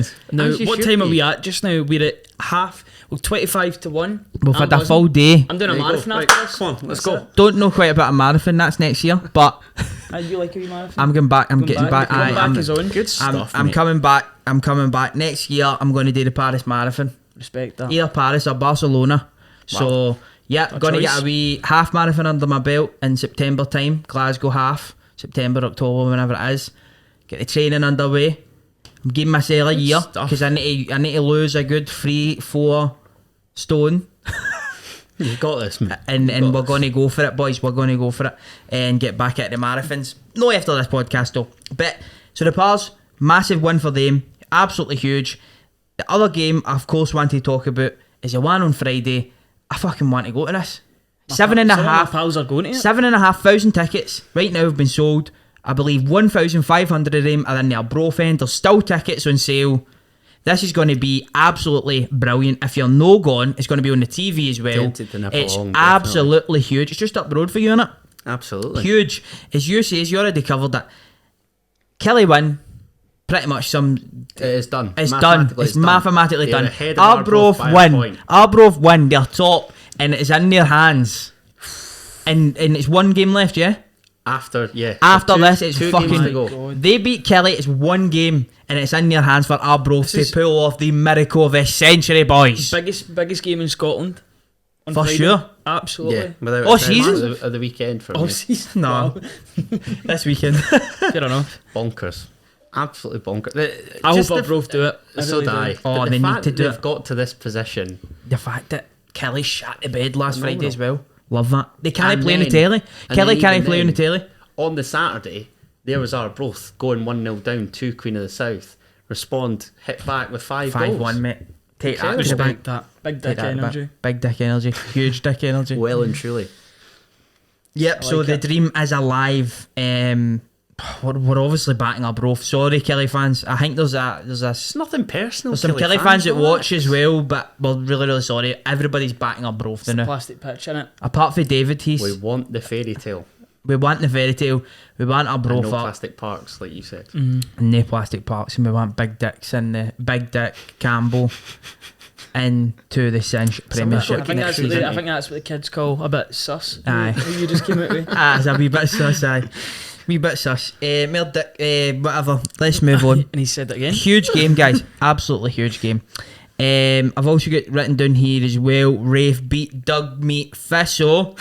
I'm What is happening? I'm now 3 points behind them, so that's interesting as well to try and Goals get are dried up playoffs for and that. Thistle, though, weren't they? Since they're obviously their star man went to Dundee to heat the bench up. I But don't that think was, he's playing that much. was has he? weird because he'd agreed the pre-contract and then Thistle loaned him out anyway. So Stupid. without really, I mean, they signed that. That is is it Doug Meat. Allegri on loan for Rangers? Oh, He he, came missed on a in the, sitter, didn't he he? came on in the 72nd minute. I mean, Yeah, he's a a kid weird at the end one. of the day. He's a youth player. You're trying to replace with Rudden, who's been playing, doing And it it at was Plymouth and all that. And it was a late winner for Rovers to keep their very slim, albeit chances of reaching the playoffs alive. The boy Poplatnik on loan from Livingston has hit form at the right time. I think it's 6 and 7 for him now. How good are Livy loan players in the law leagues? Joel Newbley's already had that. At Lyndon Arbroath. Dykes, Lyndon Queen of the Dykes. South.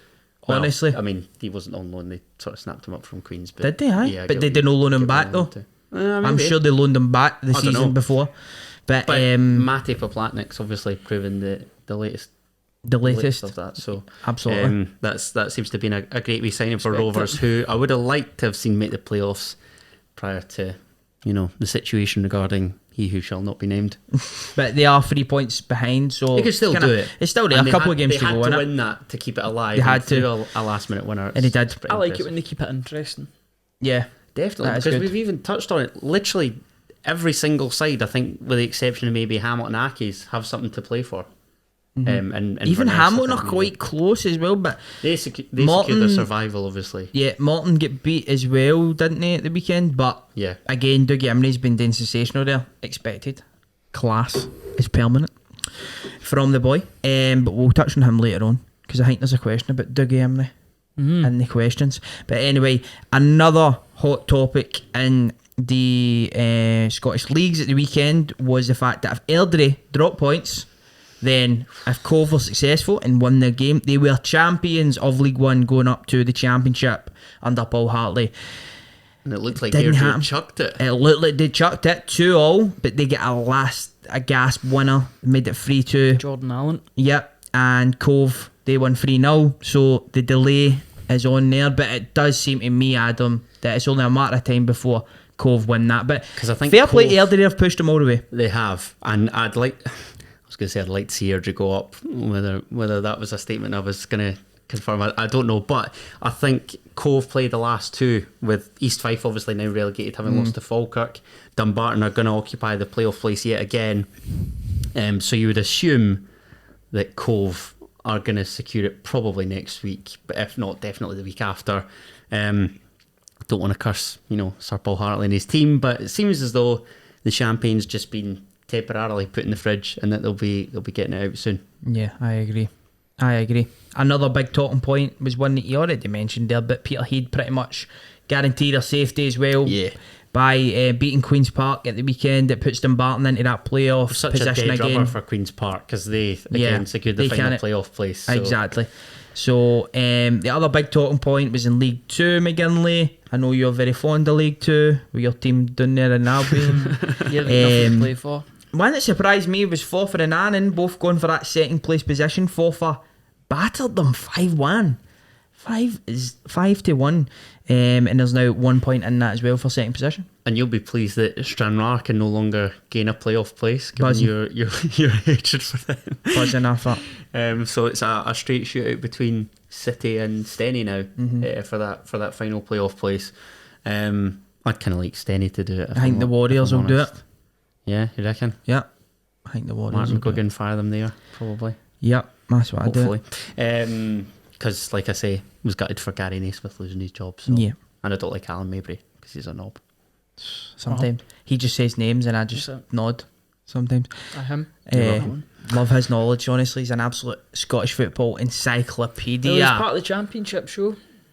That's what we brought him in. I can't lie, that has strengthened the knowledge. I like that You're one. right, mate. And we were going to do another little section first, but I think it's a perfect transition when we're talking about encyclopedias to go on to the TSF quiz.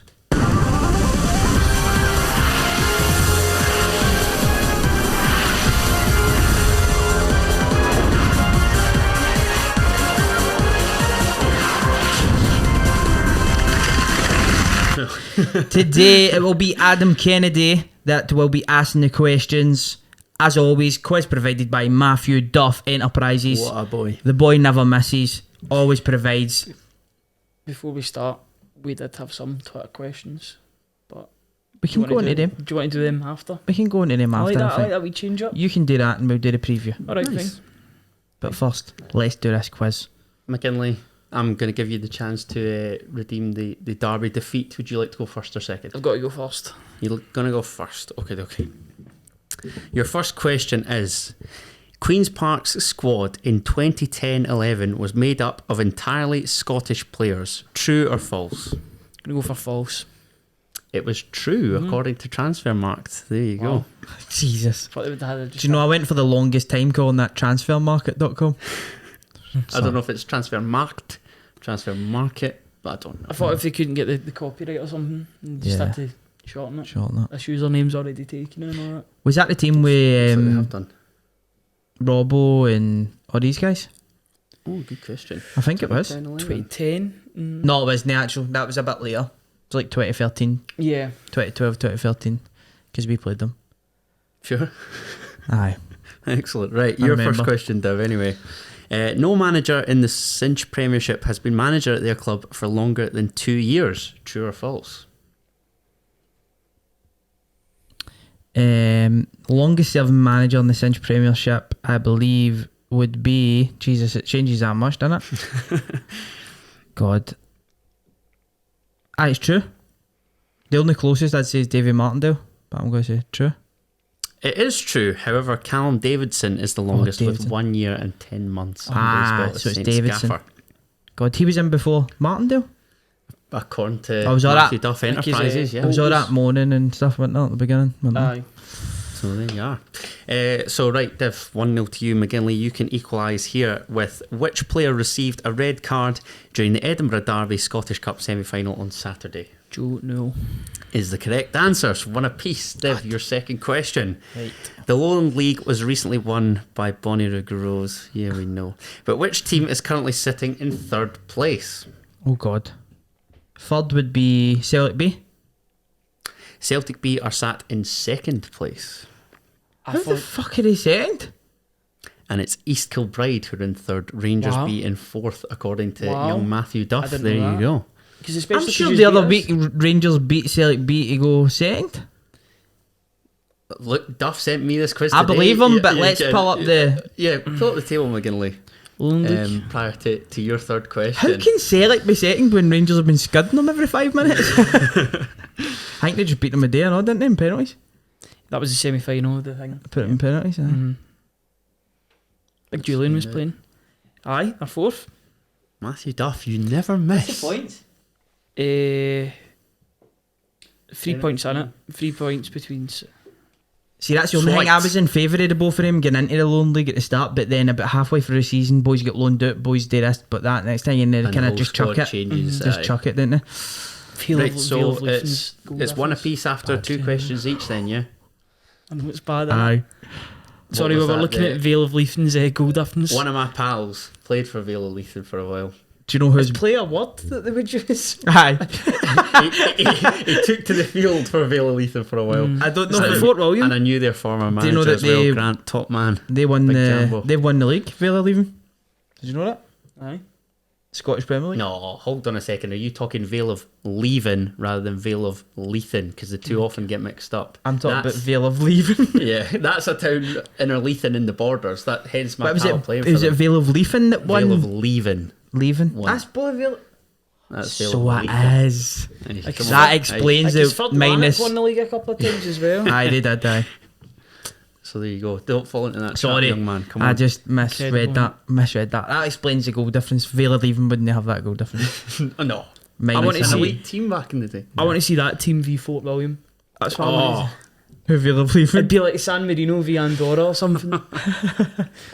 There's some games nowadays, I isn't know, I really enjoy Aye. them. These sides that Sorry, can't mate, score sorry, goals. we- That's we- alright. we've hijacked your quiz. Right, mate. so it's one each, Jesus. So it's one each after Celtic are two, second. 2 questions apiece. McGinley, your third question is: which former Manchester City player is now playing for Cove Rangers in League One? Man City player? Yes. It's not him, is it? I thought he was in the jail. No, it can't be him. Cove Rangers? Oh my god. I don't, I think I'm just glad to talk about McGinley's lookalike. I from don't a couple even weeks know. ago. oh, Shea Logan? Shea Logan's correct. Yeah. Shut the He was Man City. Former Man City. That is pathetic. That's who I would have said, but I didn't think that was It's the only him. one that made sense. I was like, English. aye.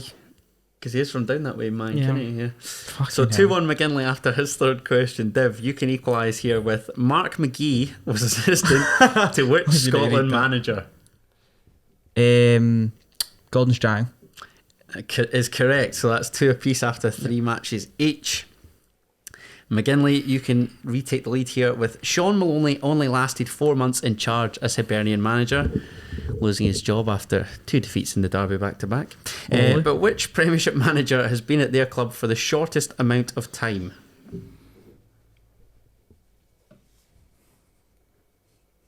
Tough question. Oh, because there's two that could be really close. Oh, did I go with one or the other? Oh my god. I think you go with the other. No, one. Go with the I'm one. going to say Jim Goodwin. Oh, that's wrong. It's Mark McGee in it. It's Robinson. Who succeeded Jim Goodwin, mate? It's Robinson. Stephen Robinson. It's Robinson. 2 months, 2 days I thought after Big Jimbo. I thought that's what you were that's talking close, about. but That is very See? close. Big Jimbo departing the Saints for Pittodrie, the Aberdeen hot seat, Big and Robbo. Robbo's He's succeeded had a him. nightmare start there, hasn't he? bad, man. Very But bad. do you know what? They've He's had doubled an down. absolute They've doubled wasted down with supermare. Lasley. They've doubled down with Lasley. We're keeping him He on. get the chief exec, bro. Aye. No, is it chief? Aye. He'll be That's a halving. weird one, He'll be isn't it? halving people in board meetings. So, Dev, you can nick the lead here. Celtic travel to Dingwall this week, but how many games are they unbeaten at Ross County Stadium, Victoria Park? Oh. Oh. Unbeaten. 1. Is the correct answer. Get in there! So that is, Big man. Jordan White. Having lost What it it in was? February 2021. Correct. See, was that even a real season? Come on. If fans weren't I present, almost it said didn't happen, like McGinley. I almost said like 30 or something there, but That's Right. one of those questions, isn't it? You're like, that's a Yeah. trick one. That's a tough one. So what, is that 2-1 to Dev after think it's 4 3, questions? 3-2. 3-2, sorry. So McGinley, you need to equalise here, else Dev wins. And your question, to keep it alive, is Alloa Athletic defender Fernando Mendy represented which country during this season's African Cup of Nations? If you get this, I'll What's be his name? astonished. what's his name? Fernando Mendy. Or is it Fernando Mendy? It's that. Wait, money fake. Oh, This is stabbing the dark material, innit? Let's be honest. is this like an obscure African name? Can I get that at least? Aye, you An can get obscure one, would you say? Dev, you're happy for me? Aye, to aye, go? aye. It's a fairly obscure He's nation, done you here. yes. He's done you. Can I guess after? Of course. Unless he gets it. Equatorial Guinea? I need Guinea-Bissau? I need VAR because Guinea-Bissau is the correct answer. They're two different countries, I can't do that. Oh, Hit the mate. post, hit the crossbar. Hit the Yeah, fucking- You've sorry. hit the beans. Hit the beans. Unless you want to give me it and we can Nah. do a tiebreaker. Nah, Nah, we can do a I mean, we're tiebreaker, going to but do the tiebreaker anyway because it's an absolutely cracking question. So, That's unlucky. Dev, you've won, obviously So- 3-2, but to make it 4-2, restore a two-goal leader, what have you, which is the only English club that current Kilmarnock boss Derek McInnes has managed? No, that's... I would have got this. who was that again? Why have I forgot this? Confident, McGinley? Bristol City. It's correct. Yeah, the yeah. Dolphins. I was I confident was after you just said trying that. to Yeah, remember. that was the one. Bristol City. I was thinking West Brom. Did he play for West Brom? Yes, he did. Aye, 'cause that's he where I was, would he have was got mixed linked up as well. with Aye. their job a wee Remember. while back. 4-2. That's right. So 4-2. We're going to go into the tiebreaker anyway, Let's do it. despite Div's victory. And it's actually about Div's best mate. Andy Halliday has played how many combined minutes of Scottish Cup semi-final football at Hampden Park?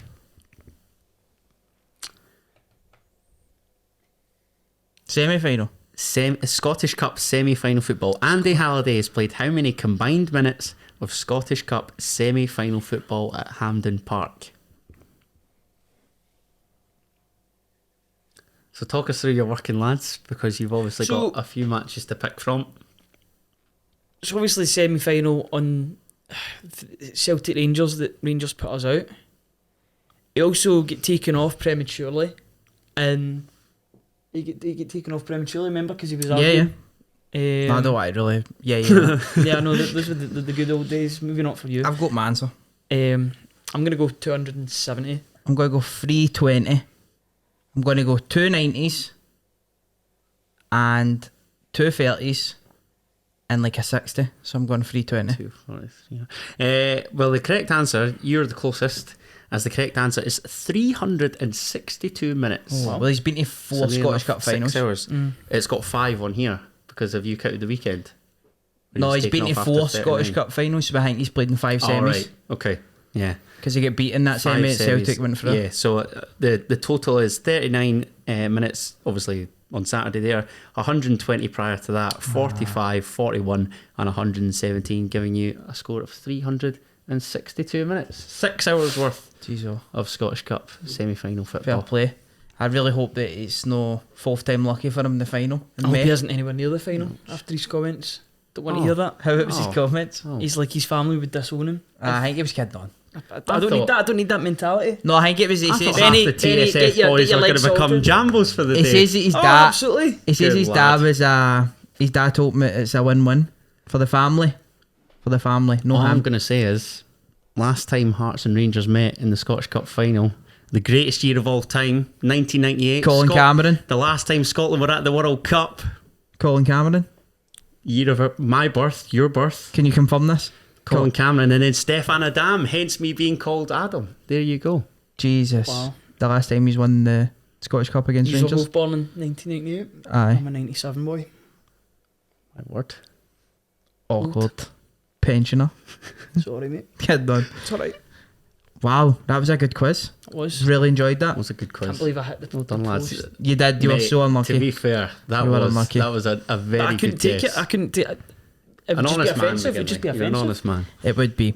The final section that we're moving on to, people, is a wee bit of a weekend preview that McGinley will be taking us through.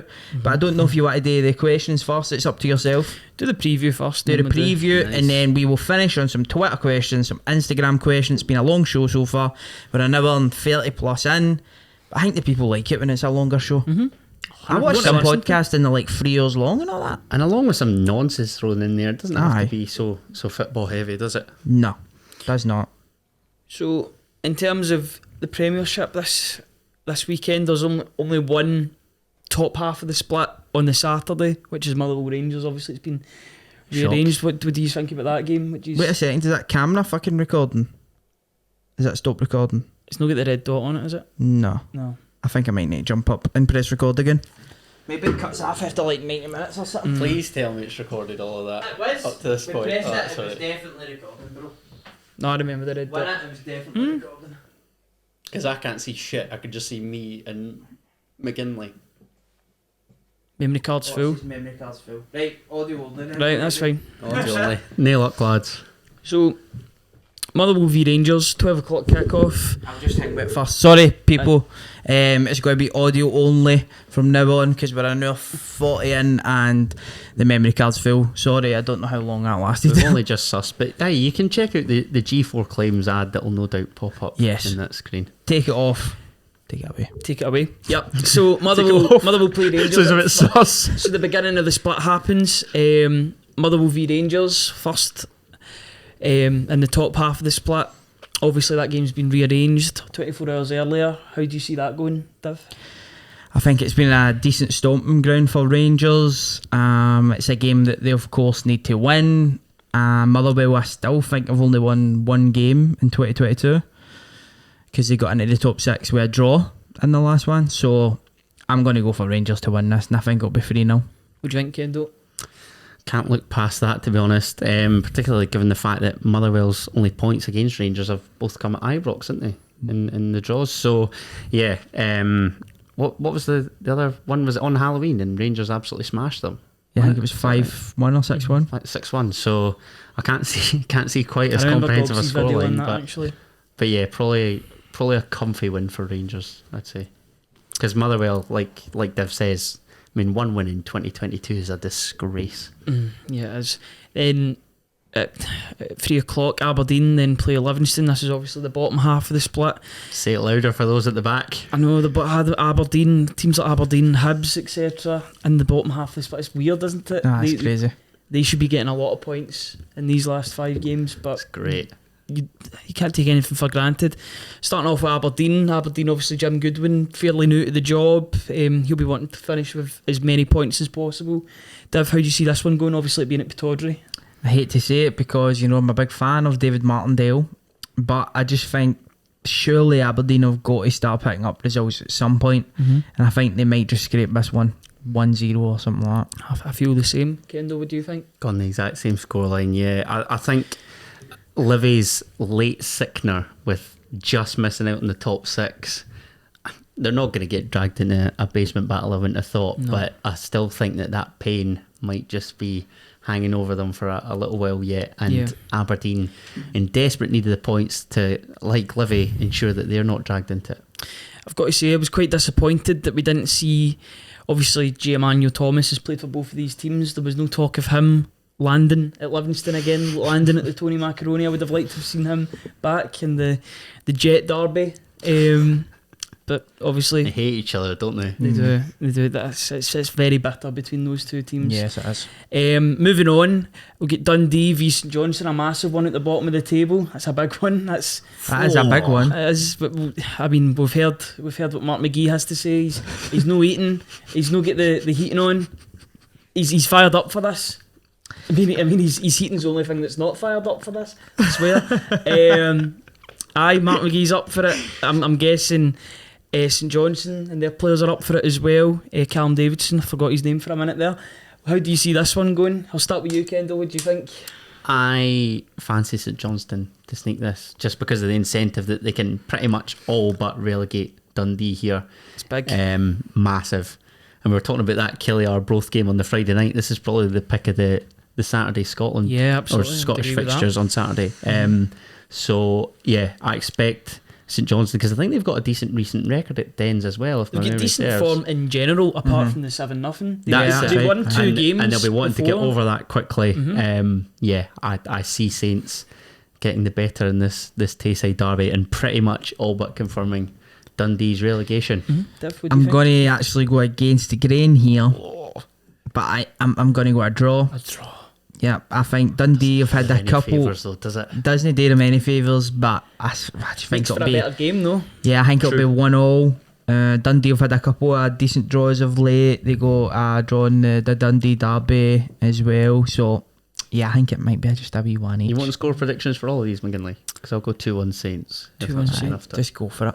We'll need to start getting like a big leaderboard in place or something like that. Please don't. I'll be at the bottom with these, honestly. Well, I put Dundee as finishing 6th this season. I do not too badly. I don't think that's with my who scored ones. No, that's definitely not happening. I get a couple, but it's trying to go distinguish between like sides nicking it by a goal, and both teams to score that's the tricky bit. I know. And then the third game of that afternoon is St Mirren v Hibs. Now, I read somewhere saying that David Gray took charge the last time these two teams met. Yeah. And then the time before that was a different manager. I think they drew one each in Paisley then, was that right? Yeah, it was a draw. You go, yeah.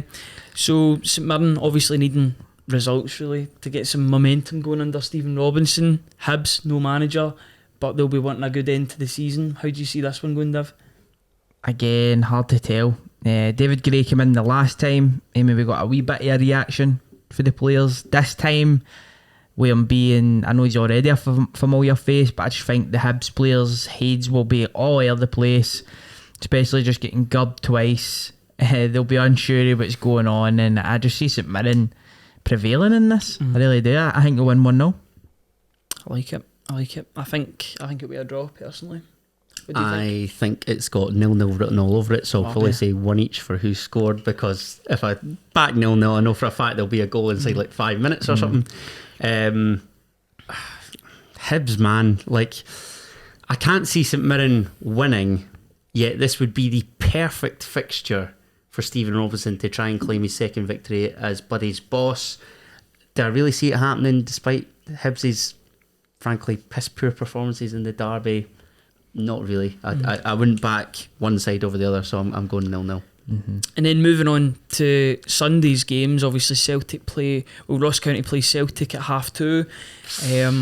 Potentially they could only be, Rangers could only, I know, because it's on the box. It was 12 and then 2:30, but it's get changed now. Aye, potentially Celtic could be only 3 points ahead if Rangers do the business on the Saturday. So of course.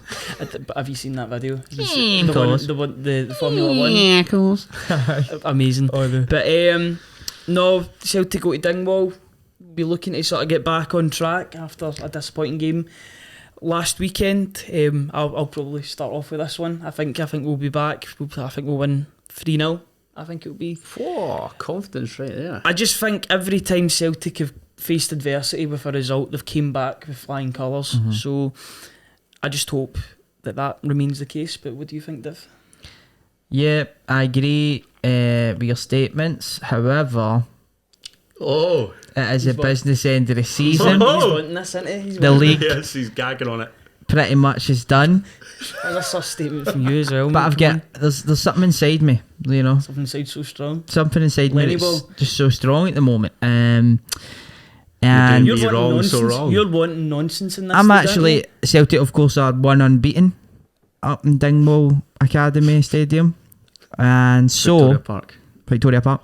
The last game was actually really, really fucking exciting. I never seen that live. Heartbreaking for me. I never went to see that live. Yep, because Um, Ralston scored in I the called that 97th spot on in the minute podcast before. to score. Just saying. I'm actually going to go a draw, McGinley. A draw. please. Blind optimism from myself, I most like it though. likely, I but like I need this to be a draw or a defeat for Celtic. I just need it to happen. That's what needs to happen. Just for that we seeded out. For that we seeded out, Then going it into means that if you go into the Old Firm game, you win that. It means Celtic only need to slip up one more time. You need to win all your games. I don't see it happening. Like that Not shake of the head, mate. But that's- Oh, I've That's- bought the goodness. cutout. I've bought out the poster cut. No, I'm kidding on. I've not yet. You're not prepared to return. buy it just yet. You need to Nah. buy that. Kendo, what you thinking? This was the last game that County lost up there, wasn't it? To Celtic back in October time. So they've got a really strong home record. The journey alone to Dingwall takes it out you though, let's be honest. And seen how tired they were in the 40 semis. miles away. Oh wow. That's a great point. Carter Vickers probably out and Yeah. Juranovic out as well. Yeah. But I don't think it'll be as much of a struggle this time around. for Giacomascu Celtic. still it?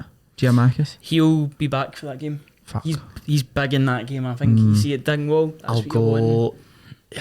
Celtic scored twice. Will he concede? Did last time? Yeah, no, will concede. I'll say 0-2. You I'll think? go 0-2. Ross County are the masters at scoring, They will score, I think. That's true, maybe. But This is what I'm saying. This whole both teams to score Yeah, malarkey. I think it'll be two each. Plays on my head. I think it'll be two each. And then the last game in the Premiership is Dundee United v Hearts. I'll start with you, Kendo. How do you see your team going? Could not care less about this game. To be Is it honest. dead? It's a Just total dead? dead rubber. Don't care. Play the kids. Send out the kids for a good Not a return for all 5 of these fixtures. to Tannadice for Robbie Nielsen. True, and to be fair, like the last time we were at Tannadice, we got about 5 injuries, so that was great. But Hearts and United have thrown up some great games this season. One of my favourite games at Tynecastle this season when we beat them 5-2. Won twice against them because we won the earlier Tannadice meeting. Yeah, bizarre that this is our 3rd time going up there, and I've missed all 3, unfortunately. But I don't really care, and I feel like United are due a win against us. I was quite impressed with them in the last meeting, which was a 2 each. So I'll say 2-1 United because I don't really think that we're going to give a toss, if I'm honest. I think if you go into it with that attitude, then obviously United could snatch it. But I think Hearts have scored a lot of goals versus United this season. For me, they seem to have their number. And I think they'll win crest of this. the wave as well. Well, The hopefully. players that are coming in, they're playing for that cup That's final true. spot now as well. So you get a few of But them again, I don't know if opportunities. they're walking wounded, obviously, with Halkett out, big Halliday blow. out. Yeah. Big blow. You need to So I use don't- your squad. But I luckily don't know for who's fit and who's not, to be honest. luckily for Hearts, they have got a good squad and a big squad. So I am going to go for a 2-1 victory to Hearts. Nice, mate. 2-1. Do you want me to go through the championship, or are we just going to leave it? Oh, at you're that? going to give us Oh, a no. score prediction? For that game? Yeah. I think 1-0 Hearts. Hearts will just edge it. Let's just We'll get talk about the Friday game. yeah, let's just quickly get our predictions on that one then. Oh, I'm going to back them. I'm going to back. Momentum's with Arbroath. Arbroath. The momentum's with there's so I think all the pressure is on Kilmarnock going into this game. So I think Arbroath are going to do it, and I hope they do do it. you? Yep. I do as well. I think they're going to bat. I think it's going to be 3-1. Oh no, don't The say Kenneth this, Teals in lads. the touchline. Yeah. Don't I think- say this. What I do you don't- think? I don't want to have to be the bad guy, but I just think if Killie have the incentive that they can win the league, then they're just going to find whichever way See to win it. if Kyle Lafferty I is really Kyle hope Lafferty they fit for don't. this game, yeah? Is he okay? I don't know. I'd have thought so. Yeah. So there's not been any injury problem. If they I don't think so. tell him that this is a split game, if they just tell him before the game you're in a split, you're playing in a split game, he'll go out and score about 5 goals. 'Cause that's just what Kyle Lafferty does. True. After the wonderful split, player. The business he end lives of the he season, lives he for the loves it. split. So, but I want Arbroath to do it. I want Arbroath to do it, so I'm gonna. Regrettably back Killie though. Just because I think they want it. I like that 3-1. though, you're sticking to your guns even though you don't want to. Yeah. Respect that. 3-1. McKenna's going to score. All 3. 2. And Nibbly. Kidding on. No, I all 3. He got player of the year the other day, I seen. For Arbroath. I hope they do it. I really do. Who have they got in the last games? Do you know, Adam? I think it might. Oh, Who have Arbroath got? no. That's all I care about. Who was it? Is it a Morton. gift? Both have got Green at Morton. Oh, Dougie. Morton, yeah. Diggy. Diggy and Reece Morton. Dougie. And Kilmarnock have Rafe Rovers. It'll be And irrelevant Rovers, though. Rovers could be playing for that If- playoff place. Yeah, if obviously. Well, it might not be irrelevant because they might get beaten. They might Fixtures get surely favour Arbroath though, because Morton are in that And sort they're of at awkward Gayfield. stretch. Yeah. but it's If Arbroath beat Killie, Oh my they're God. going to do it. yeah because they'll beat They'll beat Morton. Dougie. And he just needs to lie down. I'm sorry, Dougie. Yeah. I'm going back against you this time. Morton have nothing to play for. Nothing to They'll play be fine. for. Come on, just do it. Do it. That'd be amazing, wouldn't it? Yeah. All Do you eyes- think? Do you all agree eyes with on the Suns comments that it'd be bigger Championship? than the Leicester story? But aye, For me, from where he's taking them, I think it is. aye. It's not glamorous, but aye, I would say so. It'd be good to be documentaries made about it for sure. Mm. Aye, by do you want- TSF. Do you want to go? Exactly. We're gonna. I was write going to that. say, even if it was a Hollywood movie, like who would play Big Dick? The boy that played Hank out of Breaking Bad, I Big like Hank that. Schrader. I like that shout for you. Kane for WWE. I like that. I think Glenn he- Jacobs. gotta be Kane. It's gotta be He's- Kane. He's a mayor now. Is He's he? like a Republican mayor, aye. I think he could do it. You wouldn't mess with him. He's gonna No, choke slam you you. certainly would not. That's that. But now, do you want to go through the other games, or do you want to just leave it? No, we'll just move on. I think. Yeah. Because That is the big. sorry, but Sorry, Leagues 1 and 2, but I know it's all I'm but 51 done. in. I They're don't all know when wrapped the up, they're camera. basically You're wrapped up joking. Anyway. I know Now I'm we're fi- 51. I know I'm 51. Aye. If you're still here, fair fucks. Fair fucks, bro. Respect it. Respect it. But get a grip. Find Respect- something else to do. Respect the grind. Yep. As I say, in the last show, there's not enough coverage on the Scottish game, so that's why I This like is too podcasts much. like this. This is too much. I mean, come on. Fucking hell. We're really scraping the barrel here. But should we do quick questions? Yeah, let's get the questions in. Really, I just want to end it, but people fucking put their questions in, haven't they? So And Absolutely. it's nice. We want to pay them back for doing so, don't they? exactly, we want to answer the questions. So we do. 2 wee seconds. We'll Let's just have a little look in. McGinley's firing it Your up. questions in. James asks, do you think there is more pressure on Celtic now to win the league? yes. I think there's always pressure though, is what I'd say. I don't really think it's affected. I think Celtic knew the cushion that they had, and they still have, like, prior to Sunday's match and afterwards, it's exactly the same. So I think Different. I think it does increase the pressure. why? Because they need to now. They had to before, obviously, but there's more scrutiny. There's more. As you say, there's some Celtic fans. You know what it's like, man. Nowadays on social media and all that, there's some Celtic fans throwing players under the bus and criticising players and this, that, and the next thing. So I think that puts a wee bit extra pressure on it, even if it is just a wee bit. The thing is, Ange won't allow that pressure to get to the players. No. He'll keep it quite calm. He doesn't get too excited when we win. He doesn't get too dramatic when we lose.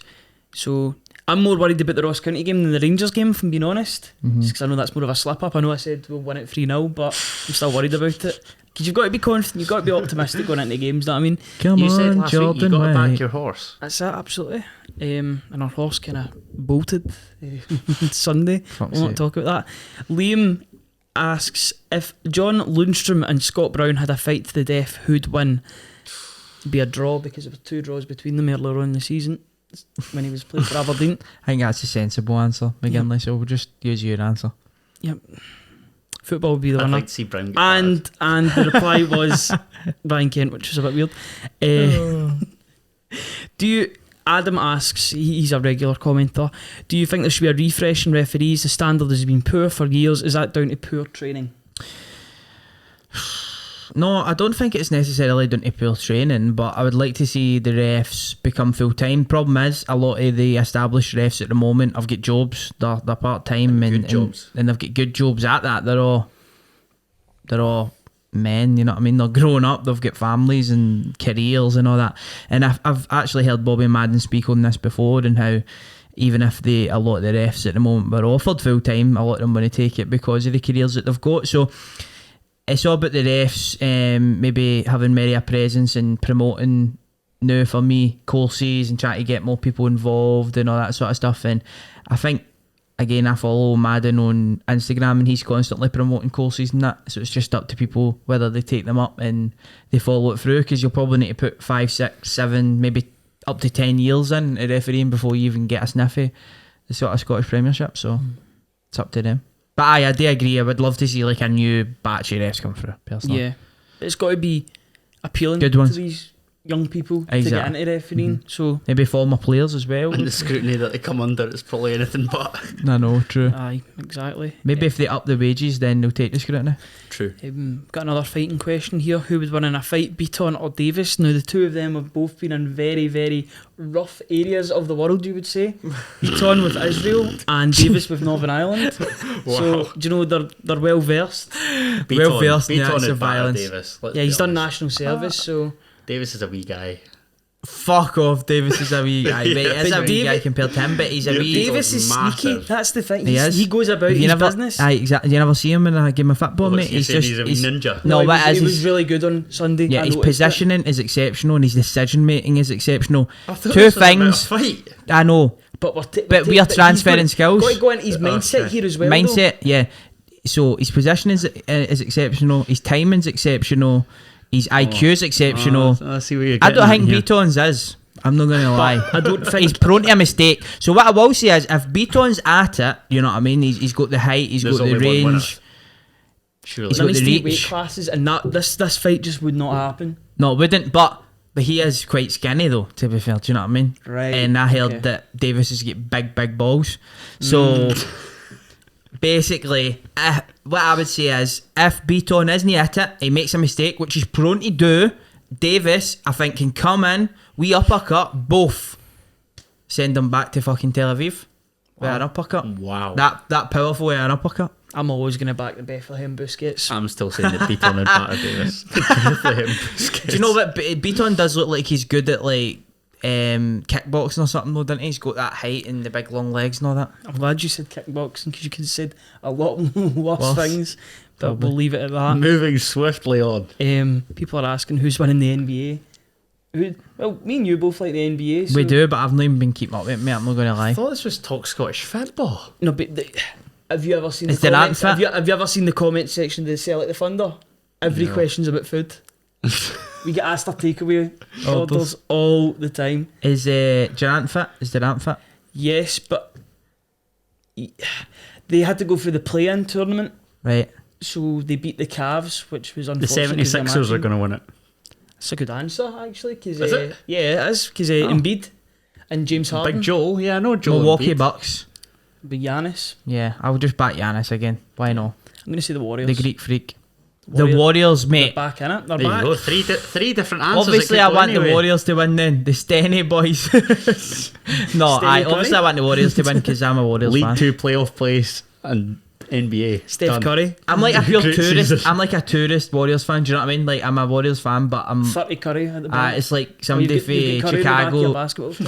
It's like Clean it off then. It's like somebody for Chicago that supports fucking Liverpool or something. Do you know what I mean? I'm one of the I'm guys. going to try get into it because my missus is from Canada and she's been to a couple Raptors games and it looks amazing. I hate the Raptors though, but I they've love got it. a good atmosphere. We've got Drake as well. They've got a Drake, but he's a And wee pain in the arse on the sidelines. isn't he? Scotiabank Arena, you know that little Scottish feel, Aye. Scottish Pascal authenticity affiliation. Siakam, There you good player. go. Yep, there you he's go. he's fucking tall and oh my god. Cameroonian, I think he is. I think he is. Aye. Do you know the weird thing about basketball, right? If you're right into your basketball, I don't know if you've got this, but see when somebody asks you about a player, you know their height. Uh-huh. It's like a attribute about them. It's just like if somebody asked you about a football player, you would know what a foot that they used or whatever. That's It's the mad. same with basketball. You go, he's like 6'3", 6'5", 6'7", 6'9", whatever, 7 Oh, foot. boys, like Aye. Carter Vickers' dad. He's a That's bit. what we learnt. He was in the NBA. His dad played for the I Denver heard Nuggets that. in the NBA. Aye. He's a You gave us, genetic. you gave us that little beast. nugget of information. There you go. There you I was go. actually going to ask him about that in the press conference. I Oh, never yeah. bothered. Did you Aye. bottle it? I did a wee bit, yeah. But I think that's us. That is us. Yeah, because we're just about to hit 2 hours. And I think we should just end it. We have Instagram questions though or no? Have we? Just give us one or two. Dying for a pish, man. Really? I'm dying for my bed. I need to go home and edit this. Right, oh my god, there's a few. Right, LMCC says, can Dougie Imrie get Morton pushing for promotion next season with the remarkable turnaround? Dougie can do absolutely anything. I mean, have you all seen King Richard, the film with Will Smith? No. Have you all seen The Pursuit of Happiness with Will Smith? Legendary film. Have you ever seen I Am Legend with Will Smith? Yes. Listen, Dougie Imrie encapsulates every one of the characters. So if there's one man that can do it, So it's him. Have you ever seen... Who's Chris Rock in this situation then? With Dougie Imrie? Who's his Chris Rock? Yeah. I guess it's Stephen Robinson, given it's No, Morton it's and fuck, St Mirren no, it's Derek McInnes after he fails in the playoffs this season, next year. And he's got affiliations with Morton as well. Aye. Big Dell. So Derek, Yeah. Big Dale's getting slapped about next season of Morton. There you go. So there you go. Why not? Keep my team's name out your fucking mouth. Exactly. Yeah, why not? Let's see a shit ton of transfers at Capello this summer and Morton to make a wee promotion push. Why not? Yeah, Respect it. absolutely. There's a few questions about things we've already covered, so sorry, we're not going to touch on them. But Scott Moore 545 asked, will Rangers win the Europa League? No. I'm going to say no because I don't want my heart broken. Hopefully they reach the final and then are fucked for the Scottish. But Jesus Christ. we'll see. So Leipzig are potentially, going to put an end to it. Yes, please. Let's see. Is there any else? Like, obviously I'll support Leipzig because they're playing against Rangers. That's what you do in a rivalry. But Leipzig and Hearts. What a duo that is for you, McGinley. Aye. I like this one. Right, we'll finish on this one. What is the most impressive season? The League and the League Cup double? Or the Europa League? Oh, he said semi, but I'm going to say Europa League and the Scottish Cup one. Oh, what are they both in the bag? No, he said, aye, they're just in the bag. basically, who's going to have a more... If they win everything, who's going to have a more successful season, Celtic or Rangers? And I'm obviously going to say Celtic because of where we were last season. And I'm obviously going to say Rangers because they've won the fucking And you're a Europa Rangers League. fan as Oh, well. probably it's And all I'm a comes, Rangers fan. all comes down to me. That's great. Surely. A European trophy, come on. I'm Yes. sorry, McGinley. He's I'm sweating, sorry. isn't he? I'm not sleeping. I'm not sleeping at night, boys. I'm not liking it. Oh, are you neither actually papping it? They can't No, do it, surely. no, I'm not.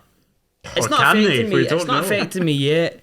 Now, if they take a positive result from Leipzig, taking that to You'll Ibrox, be shouting it. if he's shitting out kittens, I don't know. What is a positive result for Leipzig? A draw, a single goal, A 1-0 or a 2-0? a 1-0 defeat. What about a 2-0? No. No. Do you think They travel well do though you as think, well. do you think a 1-0 defeat? I'm not so sure. I think Rangers have to get a draw, really. See with and do them at Braga, Ibrox. with the 1-0, I was like, Braga haven't done enough there. They need Yeah. to win 2 or 3. And even then, Ibrox is always a big pull factor. But Leipzig are a different team. That's it, to because Braga. even like before that tie was drawn, Between- you'd fancy Rangers to beat Braga pretty Yeah. comprehensively at home. Oh, I was And you watching. I always was watching fancied the them to draw. do I was it by, like, a use 2-goal Jamie so margin or and so. whatever. She's got the easiest team out of the lot of them, basically. With Braga? Yeah, because you've played them before. I'm and telling the you right fourth- now, it's going to be Rangers West Ham in the Europa League final. It's going to be fucking Fogden will mental, be mate. there, and Fogden will be there somehow. He'll be there and I'll be in fucking Pozo or something. Jared Bowen, please spare me. Oh, Jared Bowen. Big I hope you Declan don't. Rice. Big Davy Moyes against a Scottish club in a European final. Now that is football heritage. That is football Unbelievable. heritage. He should just throw it, shouldn't he? Obviously, he wants the Scottish team to win. He's all about the coefficient as your Celtic fan. Davy. I think he's actually a Rangers fan, but he played for Celtic. I think he's a Celtic fan. No, I think he was a Rangers fan. Mm. He maybe a Celtic fan now, one of the ones, but VR. VR check that, let us know. That is a question that I want to ask then, right at the end of the podcast before we end, right? My If you are goodness, still McGinley here, is bursting. if you are still here, right, you tell us in the comments, is David Moyes a Rangers fan or a Celtic fan? Boom. And we're going to end it there. Subscribe. Respect. Nice.